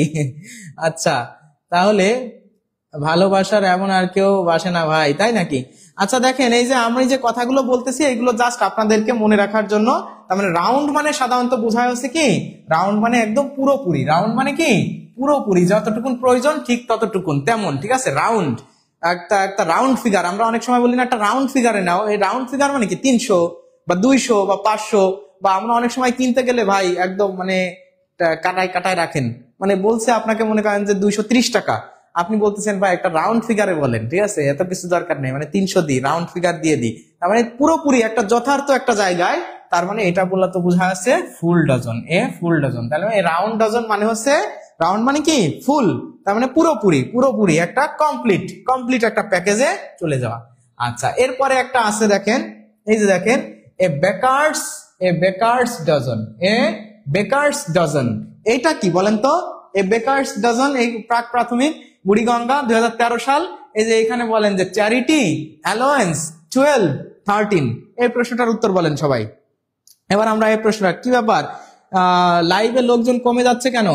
আলহামদুলিল্লাহ, আপনি কেমন আছেন? লিমন ভাই লিখছে, হ্যাঁ আলহামদুলিল্লাহ ভালো আছি। ক্লাস কি অফ করে দেব? মানে ভালো হচ্ছে না তাই? মানে এই ধরনের ক্লাস কি, এটা কি এই ক্লাসগুলো আপনাদের উপকারী হচ্ছে নাকি ক্ষতির কারণ হচ্ছে, সময় নষ্ট? একটু বলেন তো। যদি মনে হয় যে না স্যার ভালো হচ্ছে না, ক্লাস ভালো লাগতেছে না, তাহলে ক্লাস অফ করে দিই, সমস্যা নাই, ক্লাস অফ করে দিই নাকি? আপনারা একটু সবাই বলবেন যে না আসলে স্যার সময় নষ্ট হচ্ছে। যদি মনে করেন যে সময় নষ্ট হচ্ছে তাহলে আমরা ক্লাস অফ করে দিয়ে আপনারা অন্য ক্লাসের কথা বলেন, আমরা পরবর্তীতে অন্য ক্লাস করব। এই জিনিসগুলো আপনাদের কত কনফিউশন হয় আপনারা জানেন না। পরীক্ষার হলে এই জায়গাগুলোতে অনেকেই আছেন আপনারা কি এগুলো মানে পরীক্ষার হলে যে গুলিয়ে ফেলেন, কিন্তু আমি আপনাদেরকে যেভাবে হোক, অভিনয় করে হোক, গানের মাধ্যমে হোক, অন্য কোনো ভাবে হোক, মুখস্থ এমন ভাবে করাই দিচ্ছি যাতে আপনাদের সবার মনে থাকে, পরীক্ষার হলে যে কারো আর কনফিউশন না হয়, এই জন্য বলতেছি। আপনারা সবাই কি করবেন যে একটু শেয়ার করে দিবেন, একটু বেশি বেশি করে শেয়ার করে দিবেন। আপনারা শেয়ার না করলে লোকজন কিন্তু আস্তে আস্তে কমে যাচ্ছে বা কমে যাবে, তখন ক্লাসটা আর তেমন ভালো হবে না, স্যারেরও একটু এক্সাইটমেন্ট বা মন খারাপ হয়ে যাবে, তখন ক্লাসটা কিন্তু ভালো হবে না, ঠিক আছে? বেকারস বলতে আসলে কি বোঝায়? যে বেকারি বলা যায়, তাই না? বেকারি, বেকারি মানে ওই যে যারা রুটি রুটি বা কেক, রুটি কেক তৈরি করে যারা, তাই না? তৈরি কারক, কারক, এই যে রুটি বা কেক এগুলো যারা তৈরি করে সেখানে আমরা বেকারি বলি না? বেকারি বলি, তাই না? বেকারি যেখানে তৈরি করা হয় সেটাকে আমরা বেকারি বলি, আর যারা তৈরি করে তারা হচ্ছে বেকার, তাই তো? বেকার বলে আর কি, বেকার। তাহলে একজন বেকারস মানে আপনি যখন রুটি বা কেক যারা তৈরি করে কারখানা, আপনারা জানি না যে আপুরা হয়তো কারখানায় কখনো যাননি, আমরা যারা মানে আমি তো সাধারণত আমাদের আশপাশে যখন কারখানা থাকে সরাসরি আমি ওইখান থেকে রুটি কেক বা এগুলো কিনে আনি, ঠিক আছে?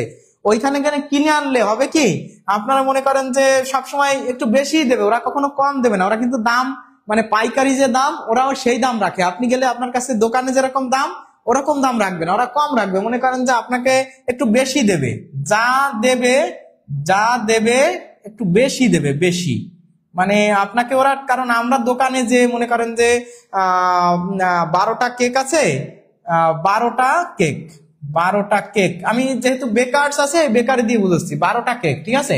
12টা কেক যদি আপনার 5 টাকা করে হয় তাহলে কত হয়? 12 গুণ 5 দিলে 60 টাকা। কিন্তু ওরা মনে করেন যে আপনার কাছে রাখবে 50 টাকা, আপনার কাছে রাখবে কত টাকা? 50 টাকা। তাহলে 50 টাকা রাখা মানে কি, আলটিমেটলি একটা দুইটা কেক আপনাকে বেশি দিয়ে দিল না? মানে ওই যে 10 টাকা কম রাখলো, তার মানে কি একটু বেশি দিয়ে দিল আপনাকে।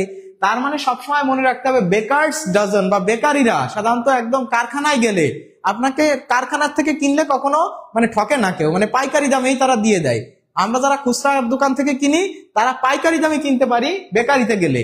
তার মানে সবসময় আপনি মনে রাখবেন যে বেকারস ডজন মানে একটু বেশি, অনেক বেশি তো দেবে না, একটু বেশি।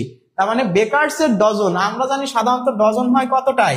12টাই, কিন্তু যেহেতু একটু বেশি এজন্য এর সাথে 1 যোগ করে আপনারা বলবেন বেকারস ডজন মানে আছে 13টা। বেকারস ডজন মানে কয়টা? 13টা। এই প্রশ্নের উত্তর হবে 13, 13 মানে 13টি। আপনি এইভাবে মনে রাখতে পারেন। সবাই শেয়ার করতেছেন, মাশাআল্লাহ অনেকে শেয়ার করতেছেন। এই যে ফারিন ইসলাম ভাই আপু লিখছে যে শেয়ার ডান, আমি গেছি কারখানায়। হ্যাঁ কারখানায় অনেকে যারা গেছেন। চ্যারিটি লিখছেন বৃষ্টি চক্রবর্তী, না আপু চ্যারিটি, সাইফুন নেশা পলি গিয়েছি স্যার। শাবনুর আক্তার, শাবনুর আক্তার আপু কেমন আছেন? শাবনুর আপু, স্যার বেকার ডজন বলতে রুটির হিসেবকে বোঝানো হয়েছে। এক্স্যাক্টলি, হ্যাঁ, মানে 12টা 13টা এরকম, যে একটু একটা বেশি।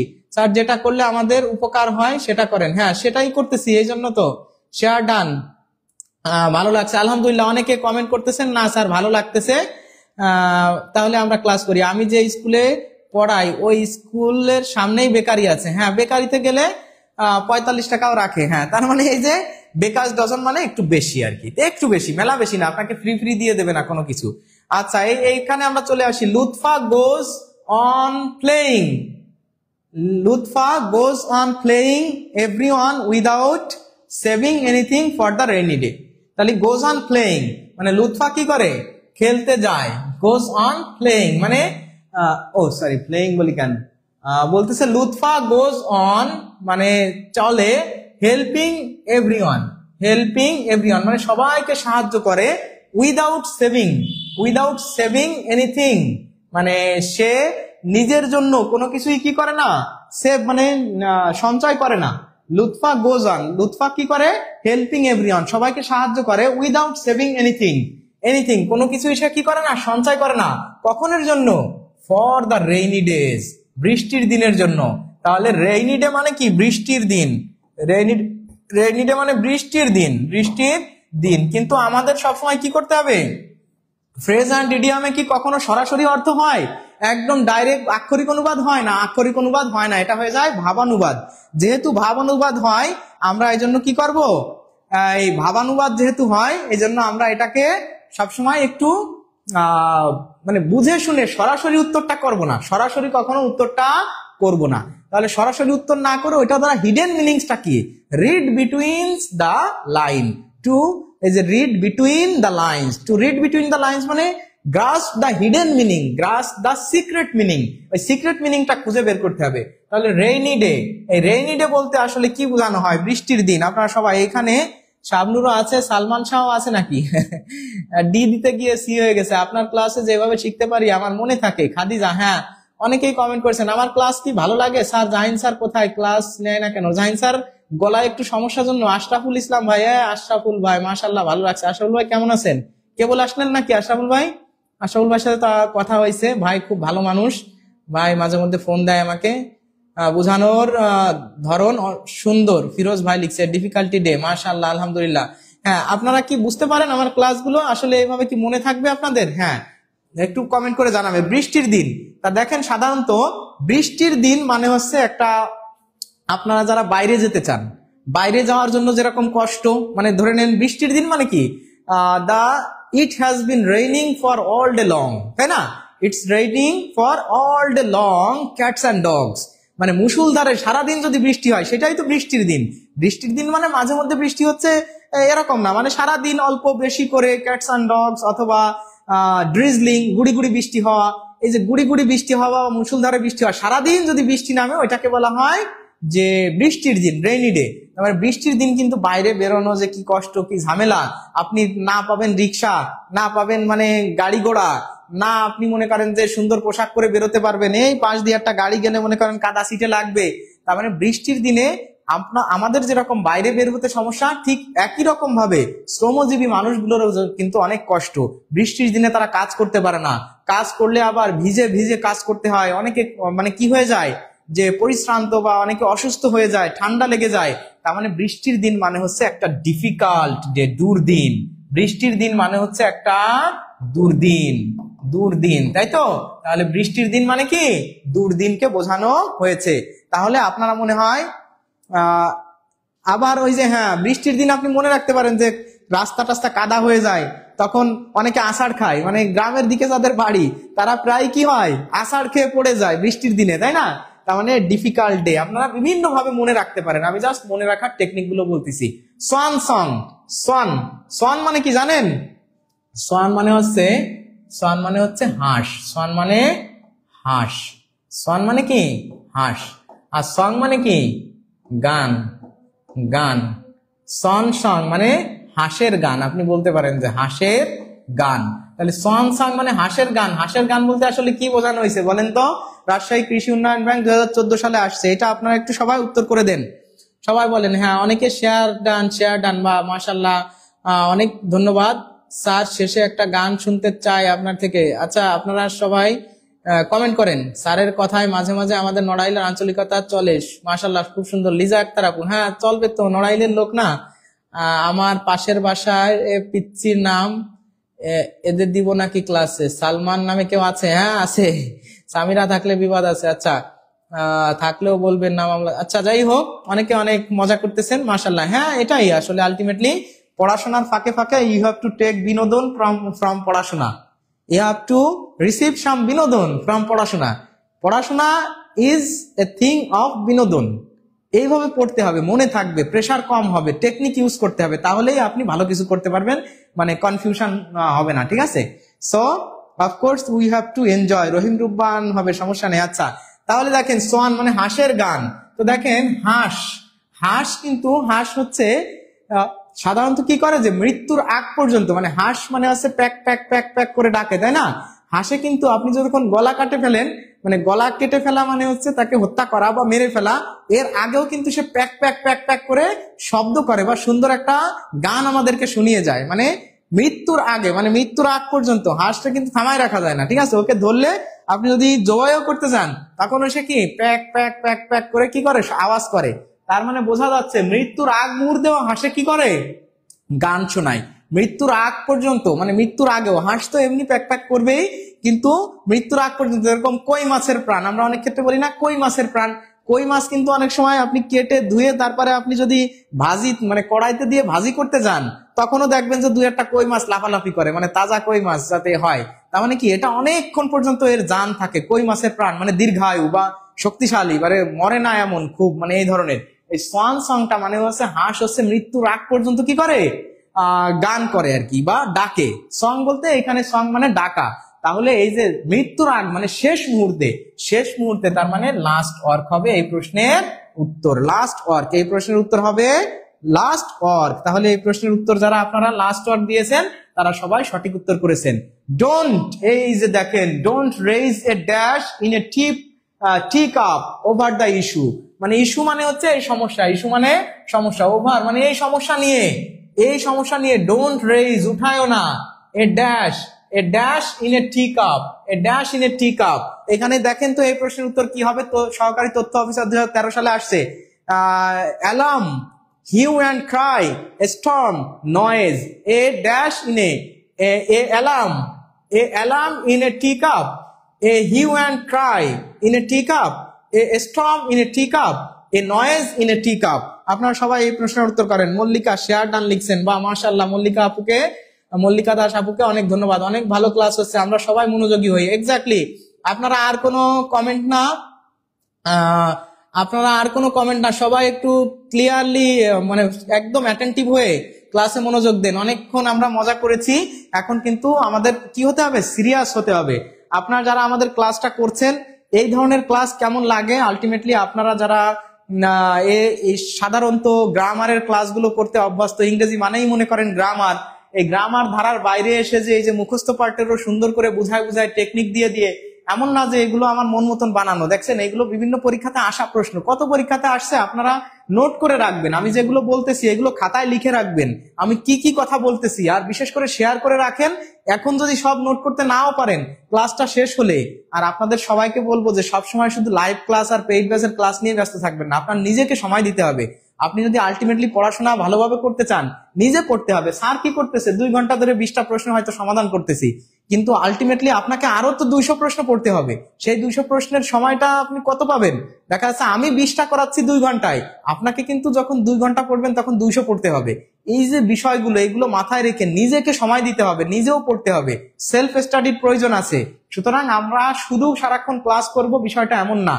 আর এই ক্লাসগুলো আপনার টেকনিক গুলো দেখবেন যে আমি কিভাবে পড়াচ্ছি। ঠিক আছে? আচ্ছা, তাহলে আমরা ক্লাসে ফিরে যাই। কনফিউজড আছি, বলতেছে অনেকে। আচ্ছা, অ্যালার্ম তো হবেই না। অ্যালার্ম কেন হবে না? 1 নম্বরেই অ্যালার্ম হবে না। কেন? কারণ এই যে এ আছে না, এ যদি থাকে এখানে, তাহলে অ্যালার্ম হচ্ছে কি, এ ভাওয়েল দিয়ে শুরু, তার মানে 1 নম্বরে এটা হচ্ছে না। যে alarm in a tea cup, এটা তো হয় না। আচ্ছা, hue and cry in a tea cup, hue and cry মানে কি, শোরগোল, মানে চায়ের কাপে শোরগোল, না এটা হয় না। চায়ের কাপের ভিতরে শোরগোল হয় না। আর এই হিউ অ্যান্ড ক্রাই মানেও যা, এই নয়েজ মানেও তা। হিউ অ্যান্ড ক্রাই মানেও শোরগোল। শোরগোল মানে হচ্ছে শব্দ করা, নয়েজ, গোলমাল। এই নয়েজ মানেও কি? গোলমাল। গোলমাল। গোলে মালে পিরিত কইরো না, আর পিরিতি কাঠালের আঠা, যে আঠা লাগলে পরে ছাড়ে না রে, ছাড়ে না। গোলে মালে পিরিত কইরো না, গোলে মালে পিরিত কইরো না। তাহলে দেখেন এই যে গোলে মালে মানে গোলমাল, আর শোরগোল, তাহলে শোরগোল গোলমাল এগুলো আসলে হয় না। এই যে দেখেন আমাদের একটা ফ্রেজ আছে, storm in a tea cup, storm in a tea cup. এটা আমি আপনাদেরকে একদিন বলছিলাম। স্টর্ম মানে কি? ঝড়। স্টর্ম মানে ঝড়। ইন মানে মধ্যে, ইন মানে কি? মধ্যে। টি কাপ মানে চায়ের পাত্র, চায়ের কাপ। তাহলে টি মানে যদি চায়ের কাপ হয়, তাহলে চায়ের কাপে ঝড়। আমরা অনেক সময় পড়ি না চায়ের কাপে ঝড়, মানে ঝড়টা হয় কোথায়? সাধারণত ঝড় কিন্তু হয়, হচ্ছে সমুদ্রের যে ভীষণ পানি, পানির একটা সমারোহ। এই পানির ভিতরে কিন্তু একটা সময় এইভাবে কি ঘূর্ণিঝড় শুরু হয়। ঘূর্ণিঝড় যদি ওই যে আমরা জানি যে চাপের তারতম্যের তাপ যখন বেড়ে যায়, তখন ওইখানে চাপ কমে যায়। চাপ কমে গেলে বাইরের বায়ু এসে ওইখানে ফাঁকা হয়ে যায়, বায়ুর মানে ওজন কমে যায়, ওই যে পাতলা বায়ু বা হালকা বায়ু উপরে উঠে যায়।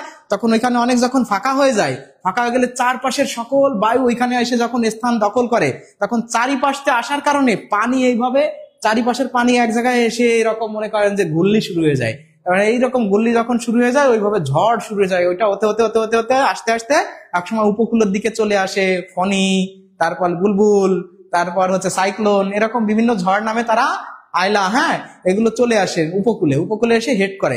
তার মানে আলটিমেটলি ঝড় শুরু হয়ে আছে সমুদ্রে বা সাগরের বিশাল পানির সমারোহে, মানে জল সমুদ্রে। কিন্তু কেউ যদি বলে যে চায়ের কাপে অল্প একটু পানি থাকে, এর ভিতর ঝড় তোলা মানে কি আসলে সম্ভব? তার মানে ছোট একটা জিনিসকে একটা বড় জিনিসের সাথে তুলনা করা, মানে আদার ব্যাপারী জাহাজের খবরের মতো। আদার ব্যাপারে কি? তার মানে ছোট বিষয়কে অনেক বড় করে তোলা।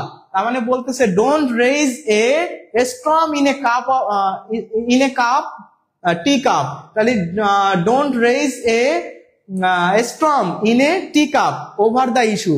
এই সমস্যাটা নিয়ে, এই তুচ্ছ ছোট একটা সমস্যা নিয়ে এত বেশি মানে ঝামেলা করো না। মানে ছোট বিষয় নিয়ে তুমুল আলোড়ন, কোন একটা সামান্য বিষয় নিয়ে তুমুল আলোড়ন সৃষ্টি করা, বলতেছে সামান্য বিষয় নিয়ে এত বড় গোলমাল বা ঝামেলা শুরু করো না।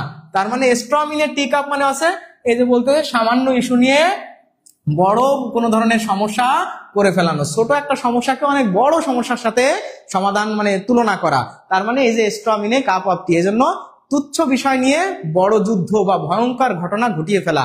এই যে এই জন্য এখানে হবে storm in a cup, storm in a tea cup. ঠিক আছে? তাহলে আপনারা মনে হয় সবাই বুঝতে পারছেন যে এটা কেন তাও সেই পীড়িত করেন। আচ্ছা, আজকে ননদীর মনে হচ্ছে চকমকা। আচ্ছা, আমাদের সবাই কিন্তু স্কুলের ছাত্র না যে গান ভালো পাবো। আচ্ছা, যাই হোক, আমরা ক্লাস করি। তাহলে সবাই বুঝতে পারছেন, তাহলে এটা হবে storm in a tea cup. এই যে দেখেন আছে সফট মানে কি? সফট মানে কি বলেন তো? সফট মানে হচ্ছে নরম, আচ্ছা, আর সোপ মানে কি? সোপ মানে হচ্ছে সাবান। আচ্ছা, সফট মানে কি? সাবান, তাই না? আচ্ছা, আপনারা কিভাবে মনে রাখবেন? এটার উত্তর কি? এটার উত্তর বলেন আপনারা, তারপরে আমি দেখেন আপনাদেরকে বলে দিচ্ছি যে এটা আসলে মনে রাখার টেকনিকটা কি হতে পারে। আপনারা অনেকেই হয়তো উত্তর জানেন, উত্তর জানলে উত্তরটা বলে দেন, আমি কিন্তু কি করে দেব। কত ঘন্টা পড়েন? স্যার আমি সারাদিন পড়ি আর রাতে লাইভ ক্লাস করি। হ্যাঁ, সবাই পড়বেন। আলহামদুলিল্লাহ, ক্লিয়ার। সখী তোরা পীড়িত করিস না, পীড়িত ভালা না। ও পীড়িত ভালা না, তাই তো। আমার বড় মেয়ে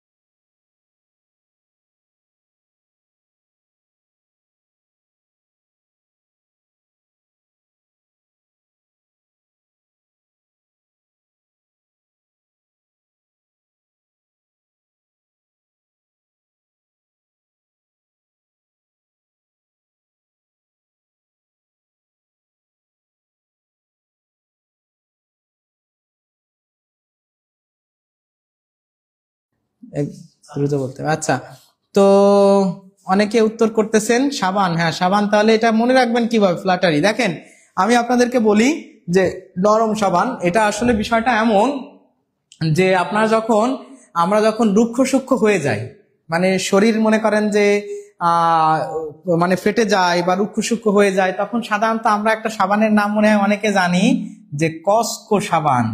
কসকো, একদম গ্লিসারিন সমৃদ্ধ কসকো সাবান, তাই না?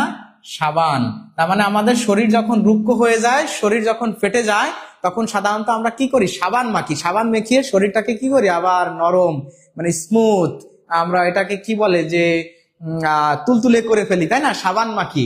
তার মানে সাবান মাখতে হয় যখন কোনো রুক্ষ সূক্ষ্ম কোনো কিছু হয়ে যায়, সেইগুলোকে একটু সুন্দর করে সাজানো গুছানো স্মুথ করে তোলার জন্য, ঠিক আছে, তুলতুলে করে ফেলানোর জন্য আমরা সাধারণত মানে সাবান মাখি, তাই না? সফট মানে নরম সাবান। তা সাবান যখন পানিতে ভেজে তখন তো ওইটা নরম হয়ে যায়, তো ওই নরম সাবান তখন আমরা গায়ে বা আমরা হাত পায়ে ডলে রুক্ষতাকে কি করি, এই যেরকম এই আপনারা কি বলে যে ডাব সাবানের যে অ্যাডটা দেখেছেন, ডাব সাবানে কি আছে, এরকম অ্যাড আছে না যে এক পাশে সাবান আর এক পাশে ডাব নিন।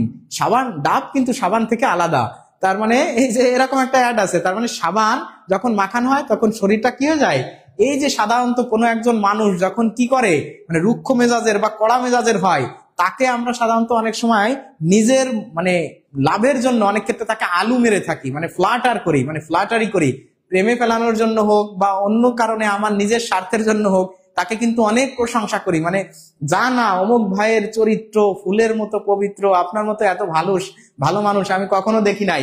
এই যে ফ্ল্যাটারি করা, ফ্ল্যাটারি ফর সেলফ মোটিভ, তার মানে সফট কথাটা কেন ব্যবহার করা হয়েছে, সাবান বা সাবান পানিতে ভেজানোর পর তো নরম হয়ে যায়, ওইটা মানুষ ইউজ করে রুক্ষতাকে দূর করার জন্য।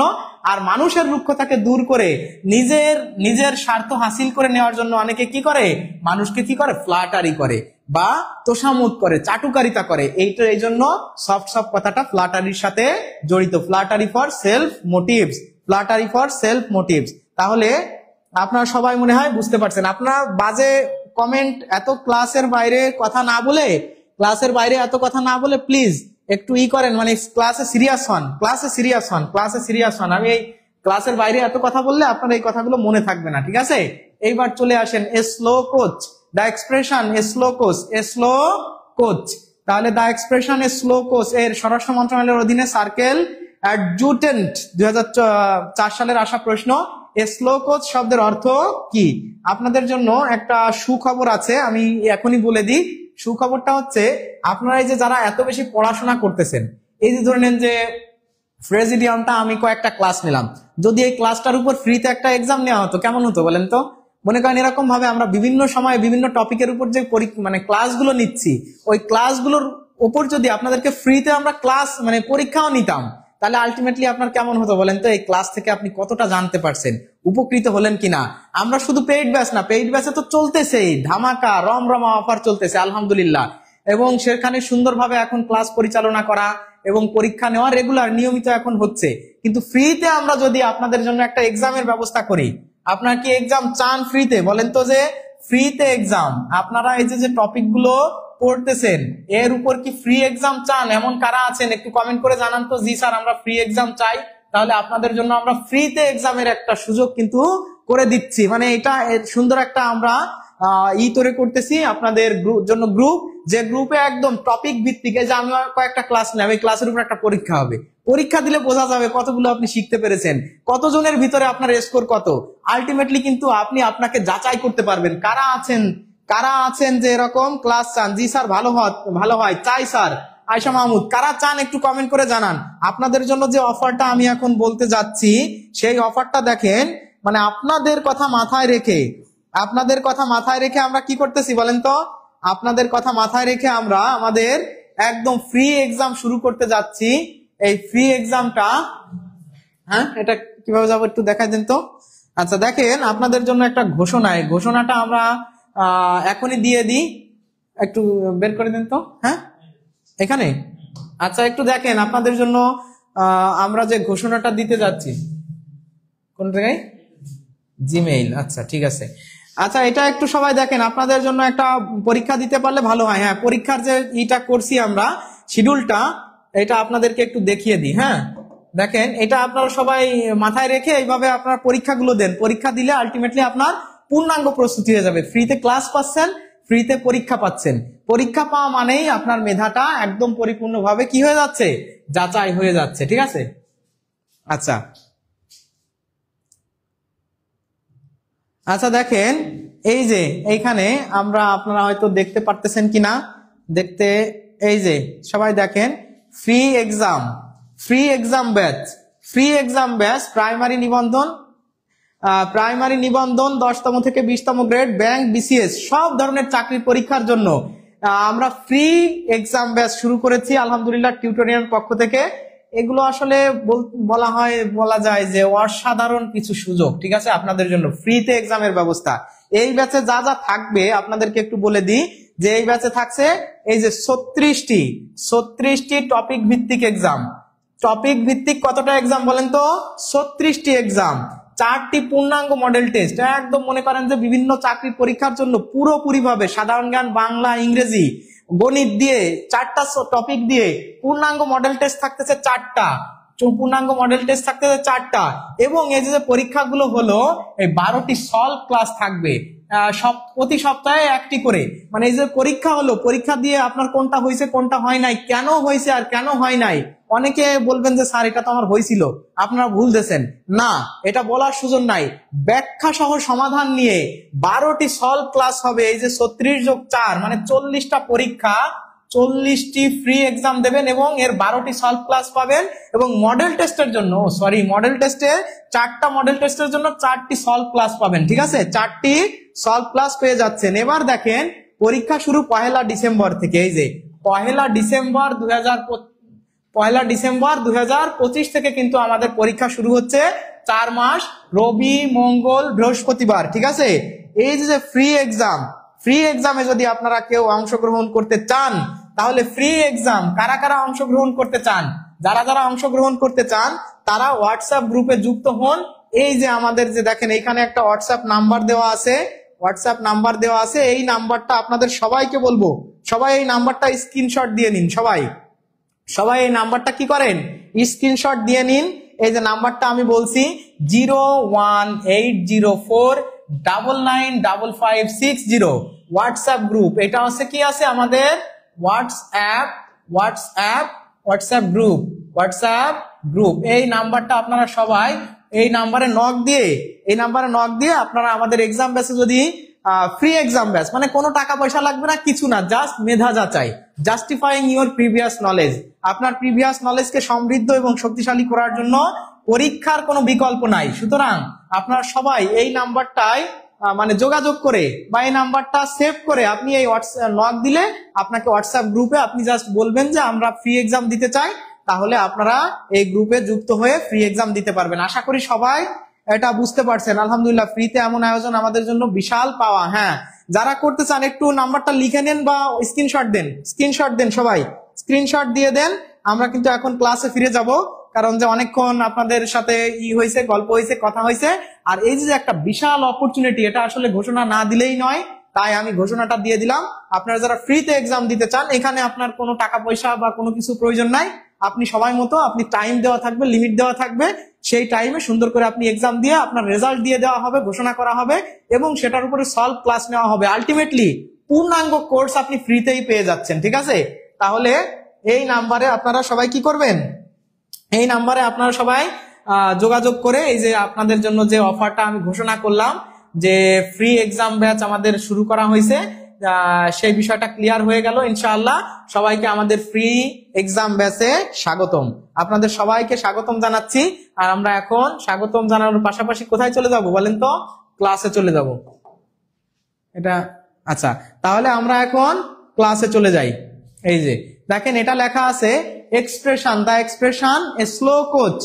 আপনাদের জন্যই এই কথাগুলো বললাম। আপনারা লাইভ থেকে চলে যাচ্ছেন, অনেকেই হয়তো এটা জানি না যে আপনারা কেন চলে যাচ্ছেন।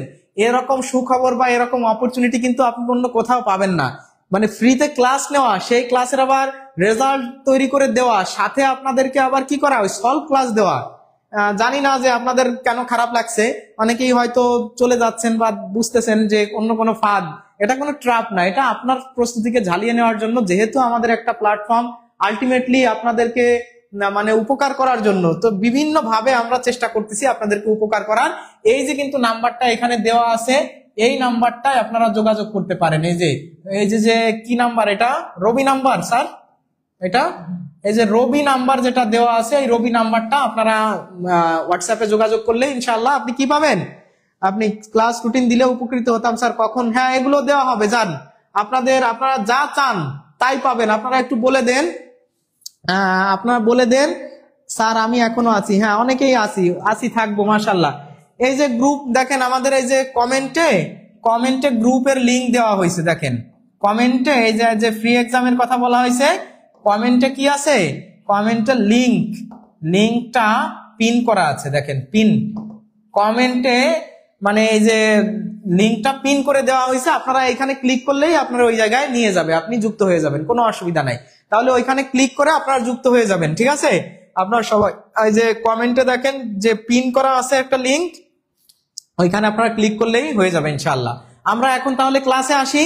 সবাইকে অনেক অনেক ধন্যবাদ। আমি আপনাদের কাছ থেকে একটু সময় নিলাম, এটা আসলে কোনো অ্যাডভার্টাইজমেন্ট না, জাস্ট আপনাদের জন্য একটা গ্রিন সিগন্যাল যে আপনাদের জন্য আমরা একটা সুযোগ তৈরি করছি। এই সুযোগটা সম্পর্কে আপনাদের অবগতি করা বা অবহিত করা আমাদের দায়িত্ব।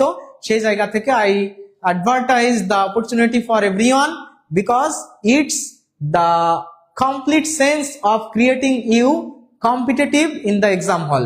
আপনাকে আলটিমেটলি সুন্দরভাবে পরীক্ষার হলের জন্য তৈরি করার জন্য ইটস অ্যান অ্যামেজিং আইডিয়া।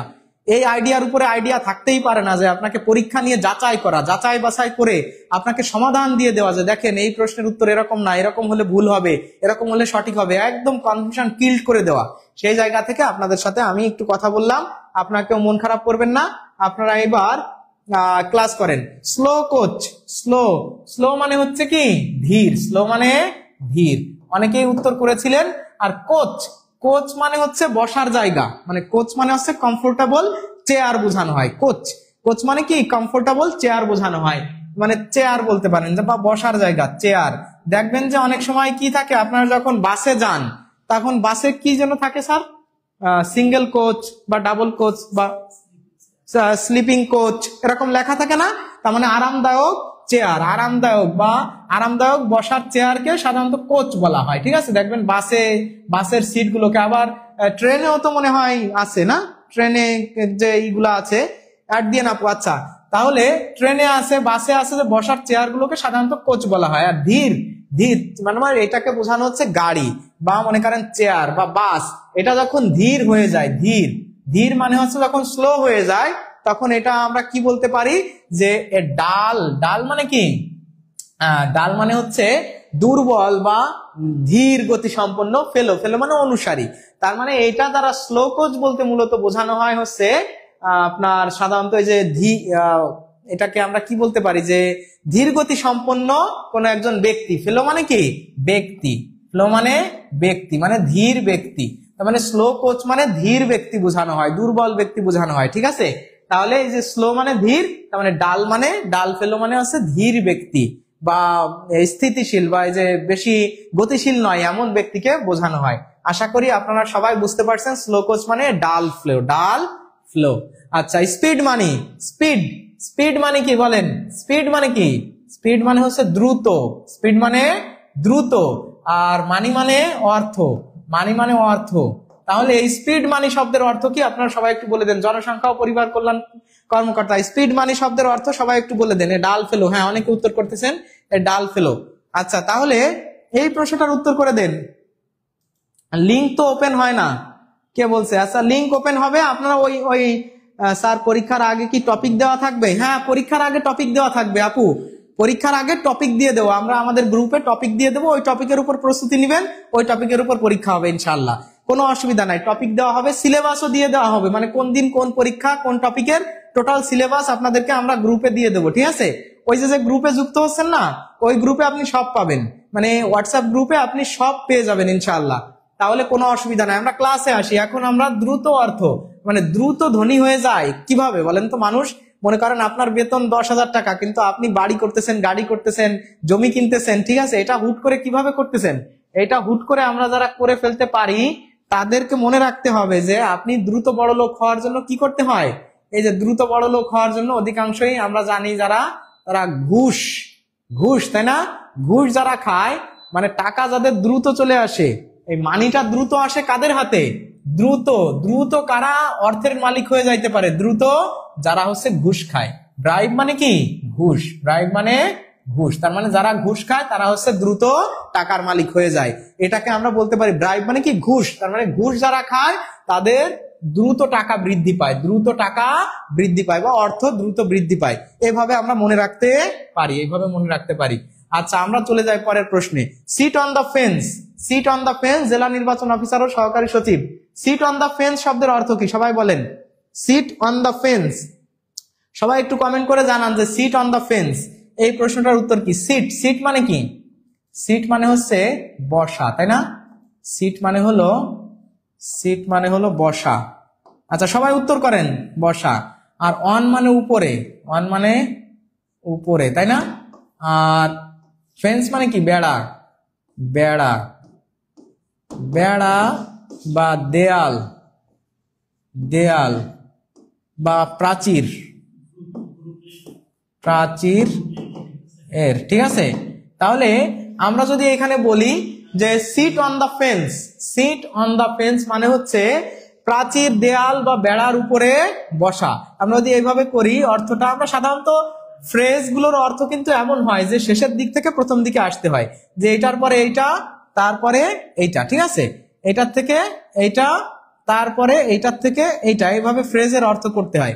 তাহলে ফেন্স, দা ফেন্স মানে বেড়া বা প্রাচীরের, প্রাচীরের উপরে বসা। তাহলে প্রাচীরের উপরে বসা মানে হচ্ছে, ধরে নেন এখান থেকে আমরা দুইজনের নাম নিলাম, আমরা মনে করেন নাম নিলাম হচ্ছে আচ্ছা, এই যে আমাদের কমেন্ট করেছেন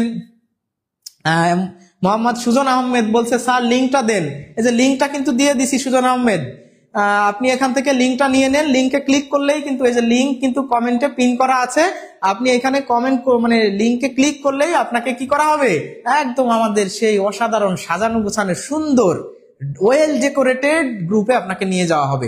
আর আপনি আরো একটা যে কাজটা করতে পারেন প্রিয় সুজন, আপনি হচ্ছে প্রিয় সুজন, সুজন সখী, সেই সুজন, হ্যাঁ, তো সেক্ষেত্রে আপনি কি করতে পারেন? আপনি হচ্ছে ওইখানে আমাদের যে নাম্বারটা দেওয়া আছে, এই যে নাম্বারটা, এই নাম্বারটায় আপনি যোগাযোগ করতে পারেন, নক দিতে পারেন। নাম্বারটাও যোগাযোগ দিয়ে আপনি কিন্তু আমাদের গ্রুপে যুক্ত হতে পারেন। এই নাম্বারটা সেভ করে ফেলবেন, সেভ করে আপনি কি করবেন? আমাদের নক দিবেন, হোয়াটসঅ্যাপে নক দিলেই কিন্তু ইনশাআল্লাহ আপনাকে with due respect and with highest cordiality our team will accept you, okay, inshallah. So don't be afraid of, don't be tensed, just comment us or knock us, we are ready to accept you with a lot of cordiality, তাই তো? আচ্ছা, তাহলে প্রাচীরের উপরে বসা, আমরা এখান থেকে দুইজনের নাম নেব। দুইজনের নাম, মনে করেন যে আমার কমেন্ট পড়া হয় না, আমি আর কমেন্ট করবো না। হৈমন্তী হিমু, হা রে হৈমন্তী হিমু আপু, সরি, আপনার কমেন্ট পড়া হয় না। এটা আসলে এতক্ষণ ক্লাসেই মনোযোগ ছিলাম, আমি কমেন্ট বেশি করি নাই। দেখেন রিমঝিম বৃষ্টি, আর মনে করেন নিলাম রেবেকা সুলতানা, ঠিক আছে? মনে করেন যে রিমঝিম বৃষ্টি, দুইটা নাম নিলাম, রিমঝিম বৃষ্টি। আচ্ছা, এই যে রিমঝিম বৃষ্টি, আর এ পাশে নিলাম মনে করেন যে রেবেকা সুলতানা। যে দুইটা নাম এখন আমার সামনে আসছে আমি সেটা নিলাম, ঠিক আছে? রিমঝিম বৃষ্টি আর রেবেকা সুলতানা। মনে করেন যে এটা হচ্ছে মনে করেন এ ব্যক্তি, মানে রিমঝিম বৃষ্টি আপুদের জায়গা জমি বাড়ি ঘর দোর এই পাশে, আর মাঝখানে প্রাচীর দেওয়া, এর এই পাশে আছে রেবেকা সুলতানা বি আপুদের বাড়ি, বুঝছেন? তাহলে দুইটা বাড়ি বা দুইটা সীমানার মাঝখানে সাধারণত একটা বেড়া দেওয়া থাকে বা প্রাচীর দেওয়া থাকে বা জমিটা আলাদা করা থাকে, দেওয়াল, এই যে দেওয়ালটা, তাহলে এই যে দেওয়ালটা এইটা কিন্তু এনাদেরও না, আবার এই দেওয়ালটা কিন্তু এনাদেরও না। এখন কোন একজন ব্যক্তি, মনে করেন কোন একজন ব্যক্তি সি, কোন একজন ব্যক্তি সে হচ্ছে কি সি, এই সি ব্যক্তি না, আমি এখান থেকে ধরে নেন যে একজনের নাম নিলাম যে লামিয়া রফিকুল ভাই, মনে করেন যে এখানে নাম নিলাম রফিকুল ভাই।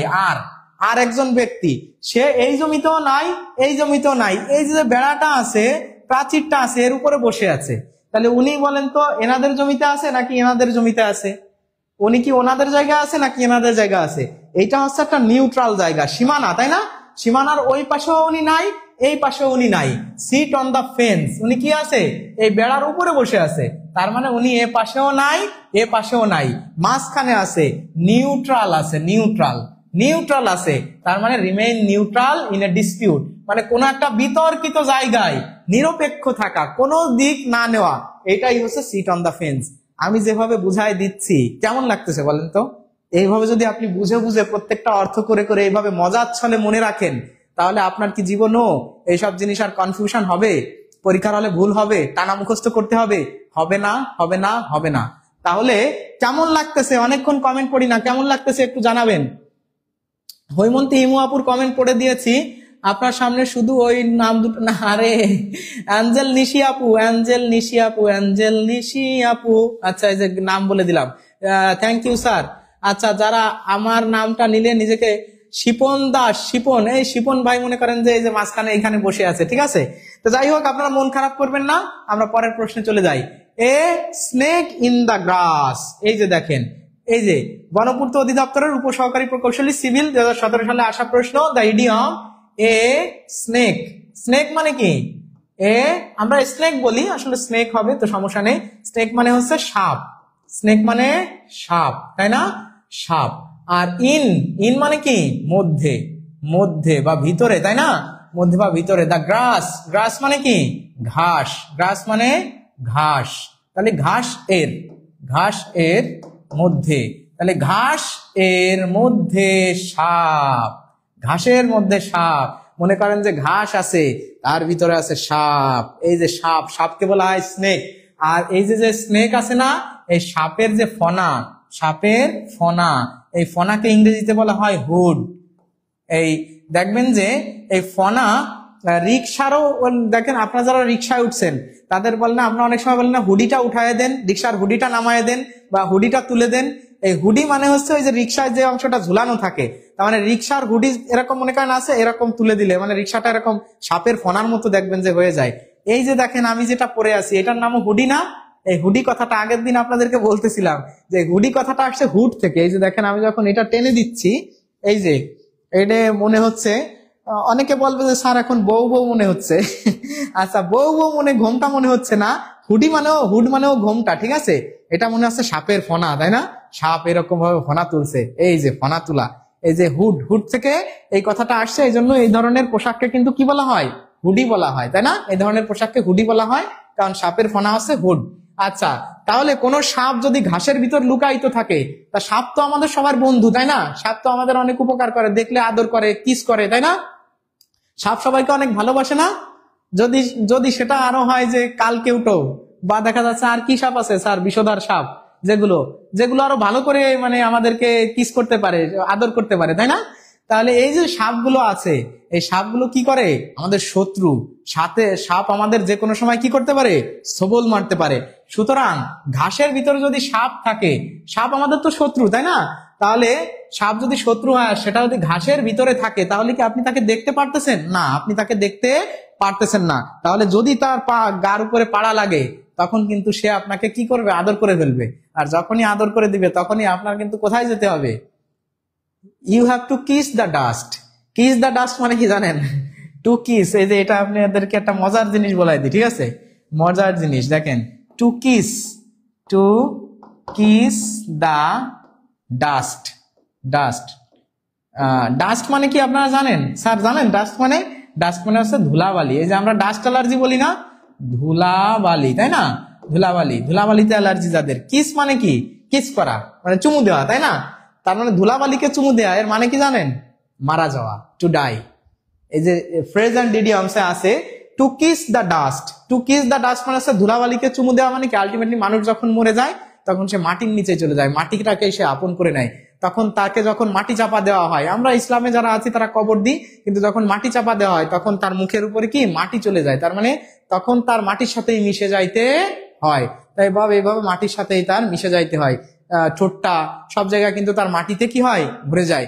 তো এই যে টু কিস দ্য ডাস্ট মানে হচ্ছে ডাই মানে কি? মারা যাওয়া, ঠিক আছে? টু কিস দ্য ডাস্ট, এটা কোন জায়গা থেকে আসলো?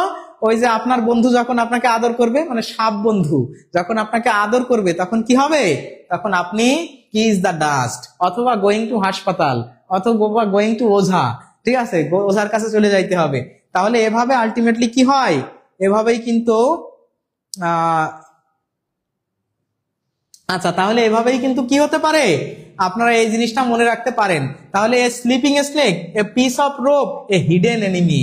তাহলে এই প্রশ্নের উত্তর হবে কিন্তু এ হিডেন এনিমি। এই প্রশ্নের উত্তর হবে কি, মানে লুকায়িত বা সিক্রেট, গোপন শত্রু, গোপন শত্রু, ঘরের শত্রু বিভীষণ। আমরা পড়ছি না যে আমরা বিভীষণের প্রতি মেঘনাদ যারা পড়েছি, বিভীষণ হচ্ছে রাবণের ছেলে, তাই না? তো রাবণের ছেলে, রাবণের আরেকটা ভাইয়ের নাম হচ্ছে, আরো ভাই আছে শুলিশুম্ভুনি, মানে যে কুম্ভকর্ণ আছে, বিভীষণও কিন্তু রাবণের ভাই, মানে রাবণের ছোট যে মেজজন সে আছে বিভীষণ।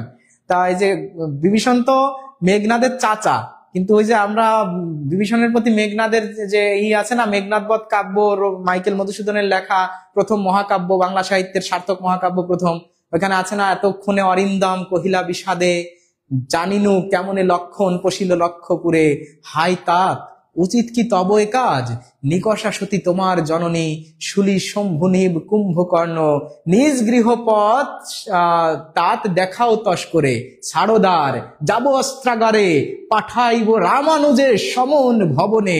তো এই যে দেখেন যে আমরা যে বিভীষণের প্রতি মেঘনাদ পড়েছি, এই মেঘনাদ হচ্ছে বিভীষণের ভাইপো, কিন্তু মেঘনাদ হচ্ছে তার চাচাকে বলে, কারণ তার চাচাই রামকে নিয়ে আসে ওই নিকুম্ভুলা যজ্ঞাগারে, এবং রাম এসে পরবর্তীতে কাকে, মানে মেঘনাদকে হত্যা করে।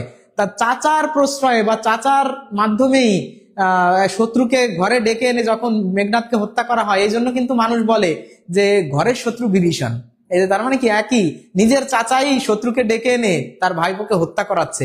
এই যে ঘরের শত্রু বিভীষণ বলতে নিজের ঘরের ভিতরে মানে শত্রুকে বোঝায়। তাহলে এই যে হিডেন এনিমি, এই হিডেন এনিমি বলতে আসলে বোঝানো হচ্ছে যে a snake in the grass, a snake in the গ্রাস।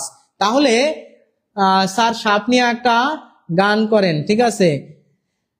বাংলা কবি পারতেছি না। আচ্ছা, পারবেন, এই গ্রুপে আপনারা পারবেন, না হলে আপনারা বিভীষণ খুব ভালো ছিল, ধর্মভীরু এবং সৎ ব্যক্তির চরিত্র। হ্যাঁ, সেটা ঠিক, যেহেতু ওইখানে আসলে আমি কাউকে ভালো মন্দ বলতেছি না আর কি, জাস্ট ওই যে নিজেদের ঘরের ভিতরের মানুষ যখন আরেকজনের পক্ষে চলে যাচ্ছে। জানি আমরা রাম এবং লক্ষণ হচ্ছে লক্ষণকে নিয়ে আসে আর কি, রামের ছোট ভাই লক্ষণ, রাম লক্ষণ হচ্ছে দেবতা, তারা সত্যের পথে থাকে। কিন্তু বিভীষণ হচ্ছে এতদিন মিথ্যার পথে ছিল রাবণের সাথে, কুম্ভকর্ণের সাথে, কিন্তু পরবর্তীতে আমরা ওইখানে আসলে অন্য দিকে যাচ্ছি না, কেউ মানে ধর্মীয় ভাবে এটাকে নিবেন না, আমি জাস্ট মনে করানোর জন্য বললাম। তো এখন বিষয় হচ্ছে, আমি যে এই যে এতক্ষণ আলোচনা করলাম, এই আলোচনাটা কোন ধরনের ছিল? তাহলে এই আলোচনাটা এতক্ষণ যাই ছিল, আপনারা যারা ওই যে মনে করতেন যে কিসের লেখা কিসের পড়া গো, ও দাইমা মন বসে না পড়িতে আমার দাইমা গো। আচ্ছা, এই যে যারা পড়ার টেবিলে মন বসতো না, এইসব জিনিস দেখলে যাদের ভয় লাগতো, যারা মানে মুখস্থ পাঠ দেখলেই স্কিপ করে চলে যান, তাদের কি আজ থেকে মুখস্থ পাঠের প্রতি একটু হলেও ভালো লাগা তৈরি করতে পারলাম আমি? যদি আমি আপনাদের প্রতি এতটুকু ভালো লাগা তৈরি করতে পারি, তাহলে কি আমি আপনাদের কমেন্টগুলো পেতে পারি না যে স্যার না, আজকের ক্লাসটা অনেক ভালো লেগেছে, আমরা খুশি হয়েছি, আমরা উপকৃত হয়েছি, স্যার এভাবে পড়লে ইনশাআল্লাহ ফ্রেজ অ্যান্ড ইডিয়মস কিন্তু আমরা পারবো। আর এই ধরনের যদি আপনারা আরো ক্লাস পেতে চান, আমরা ফ্রেজ অ্যান্ড ইডিয়মস এর উপর তিনটা ক্লাস কন্ডাক্ট করলাম আমি।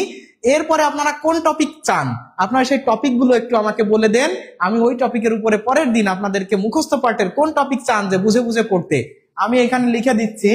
সেই টপিকগুলো আমি কিন্তু আপনাদেরকে এখানে লিখে দিচ্ছি, এর ভিতরে কোনটা চান।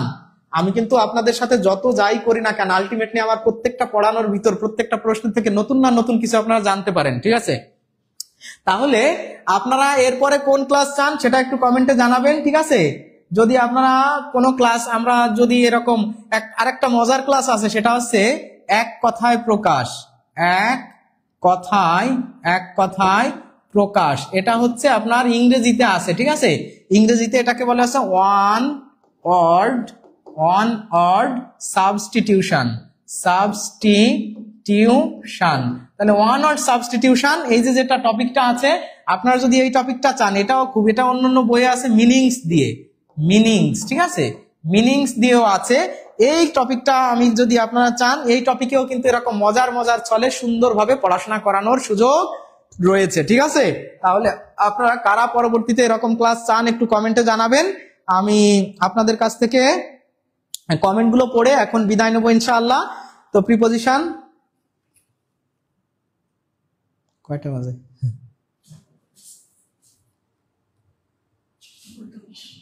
ক্লাস না, তো ঠিক আছে। আপনারা যারা কমেন্ট করতেছেন, কমেন্ট করেন যে এর পরবর্তীতে কোন ক্লাস চান, আর হচ্ছে ক্লাসটা কেমন লাগলো সবাই জানাবেন।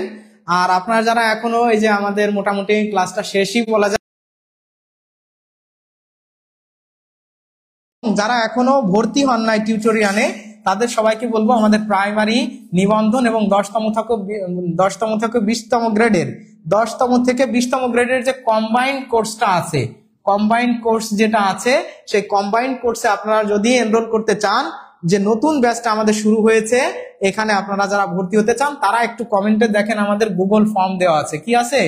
Google form. এই গুগল ফর্মটা পূরণ করে ফেলুন, অথবা কমেন্টে লিখুন ভর্তি হতে চাই, ভর্তি হতে চাই। যারা ভর্তি হতে চান তারা একটু কমেন্ট করে জানান যে জি স্যার ভর্তি হতে চাই, বা আমাদের গুগল ফর্মটা পূরণ করেন। এবং এখানে সব থেকে বড় সুযোগ কি বলেন তো? এই যে one time admission, life time access. একবার ভর্তি হয়ে আপনি আজীবন, একদম চাকরি হওয়ার আগ পর্যন্ত যত ব্যাচ হবে, নতুন ব্যাচ হবে, আপনি সাথে পেয়ে যাচ্ছেন, দেখেন একদম ফ্রি পাচ্ছেন 1200 টাকা সমমূল্যের 4টি লেকচার শিট, মানে বাংলা, ইংলিশ, জিকে এবং কি পাচ্ছেন? ম্যাথ। এই 4টা লেকচার শিট পেয়ে যাচ্ছেন প্রায় 1200 টাকা সমমূল্যের। এবং আপনি 100+ লাইভ ক্লাস, 100+ এক্সাম সব পেয়ে যাচ্ছেন আমাদের কম্বাইন্ড কোর্সে মাত্র 1450 টাকায়। এই বইও আপনি এই টাকার ভিতরে কিন্তু কি পাবেন?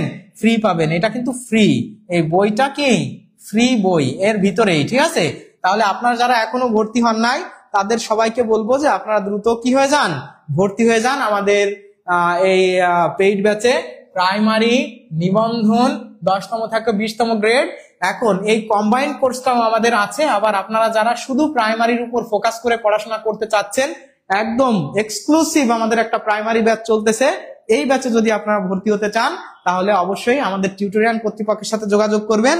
যোগাযোগের ঠিকানা টিউটোরিয়াল পেজ, ফেসবুক। আর আপনারা এই যে দেখেন, এখানে একটা নাম্বার দেওয়া আছে 01310467471। এই নাম্বারে কিন্তু আমাদের কি রয়েছে? পার্সোনাল, বিকাশ এবং নগদ রয়েছে। এখানে সেন্ড মানি করলে, সেন্ড মানি কোথায় করবেন? নাম্বারটা আপনাদেরকে আমি আবারও বলি, যে 01310467471। এই নাম্বারে আপনারা কি করবেন? টাকা পাঠিয়ে দেবেন। আপনি কোন কোর্সে ভর্তি হতে চান টাকা পাঠিয়ে, এই নাম্বারে কিন্তু হোয়াটসঅ্যাপ আছে, হোয়াটসঅ্যাপে আপনি স্ক্রিনশট দিতে পারেন, অথবা আপনি টিউটোরিয়ালের আমাদের ইনবক্স করতে পারেন। এইখানে কিন্তু আপনি যে সুযোগটা পাবেন, লাইফ টাইম অ্যাক্সেস পেয়ে যাচ্ছেন মাত্র 1400 টাকায়, সাথে বই পেয়ে যাচ্ছেন ফ্রি। আমি বলবো আপনাদেরকে প্রাইমারি নিবন্ধন এবং 10তম থেকে 20তম গ্রেডের কম্বাইন্ড ব্যাচে ভর্তি হতে, তাহলে আলটিমেটলি আপনার জন্য লাভ এবং উপকার হবে। আর যাদের আর্থিক সমস্যা আছে, মনে করতেছেন যে স্যার আমার কাছে এই মুহূর্তে টাকা নাই, বা টাকা কম আছে, স্যার কিছু টাকা এখন দেবো, পরে দিব আরো, তো এরকম যাদের সমস্যা আছে তারা ফোন কল করেন, এই নাম্বারে ফোন কল করে কথা বলবেন, ঠিক আছে। কথা বলে আমার মনে করেন রেফারেন্স দিয়ে দিবেন, দিন ইসলাম ভাই, দিন ইসলাম, তাহলে আমার রেফারেন্স দিয়ে প্রয়োজনে আপনি কথা বলেন, ঠিক আছে। আমার নাম বলে আপনি বলবেন যে ভাই বলছে কল দিতে, তাই আমরা কল দিয়েছি, আপনারা যতটুকুন পারেন আমাকে ছাড় বা বিবেচনা নিয়ে আমার বিষয়টা একটু দেখেন। নিঃসন্দেহে তারা আপনাকে হেল্প করবে ইনশাআল্লাহ। তাহলে মাত্র 1450 টাকায় আপনি আমাদের এই কোর্সে এনরোল করতে চাইলে এখনই একটু কমেন্ট করেন। আর যারা এখনো ভর্তি হন নাই, তাদের সবাইকে বলবো যে আপনি জীবনে যদি ভালো একটা চাকরি পেতে চান, পূর্ণাঙ্গ প্রস্তুতি নিতে চান, নিঃসন্দেহে একটা ভালো প্রস্তুতি আপনার প্রয়োজন। এবং সেই ভালো প্রস্তুতির জন্য অবশ্যই আপনার একটা ভালো কোর্স, ভালো সিলেবাস বা কমপ্লিট করে আপনাকে কি করতে হবে? প্রস্তুতি নিয়ে পরীক্ষার হলে যেতে হবে। তাছাড়া পরীক্ষায় ভালো করা সম্ভব নয়। এবং এখানে সব থেকে বড় কথা, আপনার কিন্তু কোনো টাইম ডিউরেশন নাই, যে 3 মাস বা 4 মাস বা 5 মাস। এজন্য আমি সবাইকে বলবো, আপনারা যারা এখনো ভর্তি হন নাই তারা প্লিজ আমাদের এই কম্বাইন্ড কোর্স অথবা প্রাইমারির যে এক্সক্লুসিভ ব্যাচ সেখানে ভর্তি হয়ে যান। এটা আপনার জন্য নিঃসন্দেহে it will be a blessing for everyone if you don't have enrolled any job course yet. এখনো যারা করেননি তাদের সবাইকে বলবো যে of course you have to be admitted for a মজবুত প্রিপারেশন, স্ট্রং প্রিপারেশন, বুঝছেন? যে মজবুত প্রিপারেশনের জন্য আপনাকে কি করতে হবে, একটা কোর্স কমপ্লিট করতে হবে। সেটার জন্যই আপনাদের কথা মাথায় রেখে আমাদের টিউটোরিয়াল কর্তৃপক্ষ আপনাদের সাথে আছে, থাকবে ইনশাআল্লাহ। ততক্ষণ পর্যন্ত আপনারা যারা পরের ক্লাসে আসতেছেন, আমি আপনাদের কাছ থেকে শিপন না স্যার আজকে আর পড়াচ্ছি না, আমাদের পেইড ব্যাচের ক্লাস আছে একটু পরেই। তো সবাই ভালো থাকবেন, সুস্থ থাকবেন, সবাইকে শুভরাত্রি জানাচ্ছি। ইনশাআল্লাহ আবার দেখা হবে পরবর্তী ক্লাসে। আর আপনাদের কমেন্ট থেকে আমি দেখে নিব যে পরবর্তীতে কোন ক্লাসটা নিয়ে হাজির হওয়া যায়। ভালো থাকুন। আসসালামু আলাইকুম ওয়া রাহমাতুল্লাহ। আল্লাহ হাফেজ।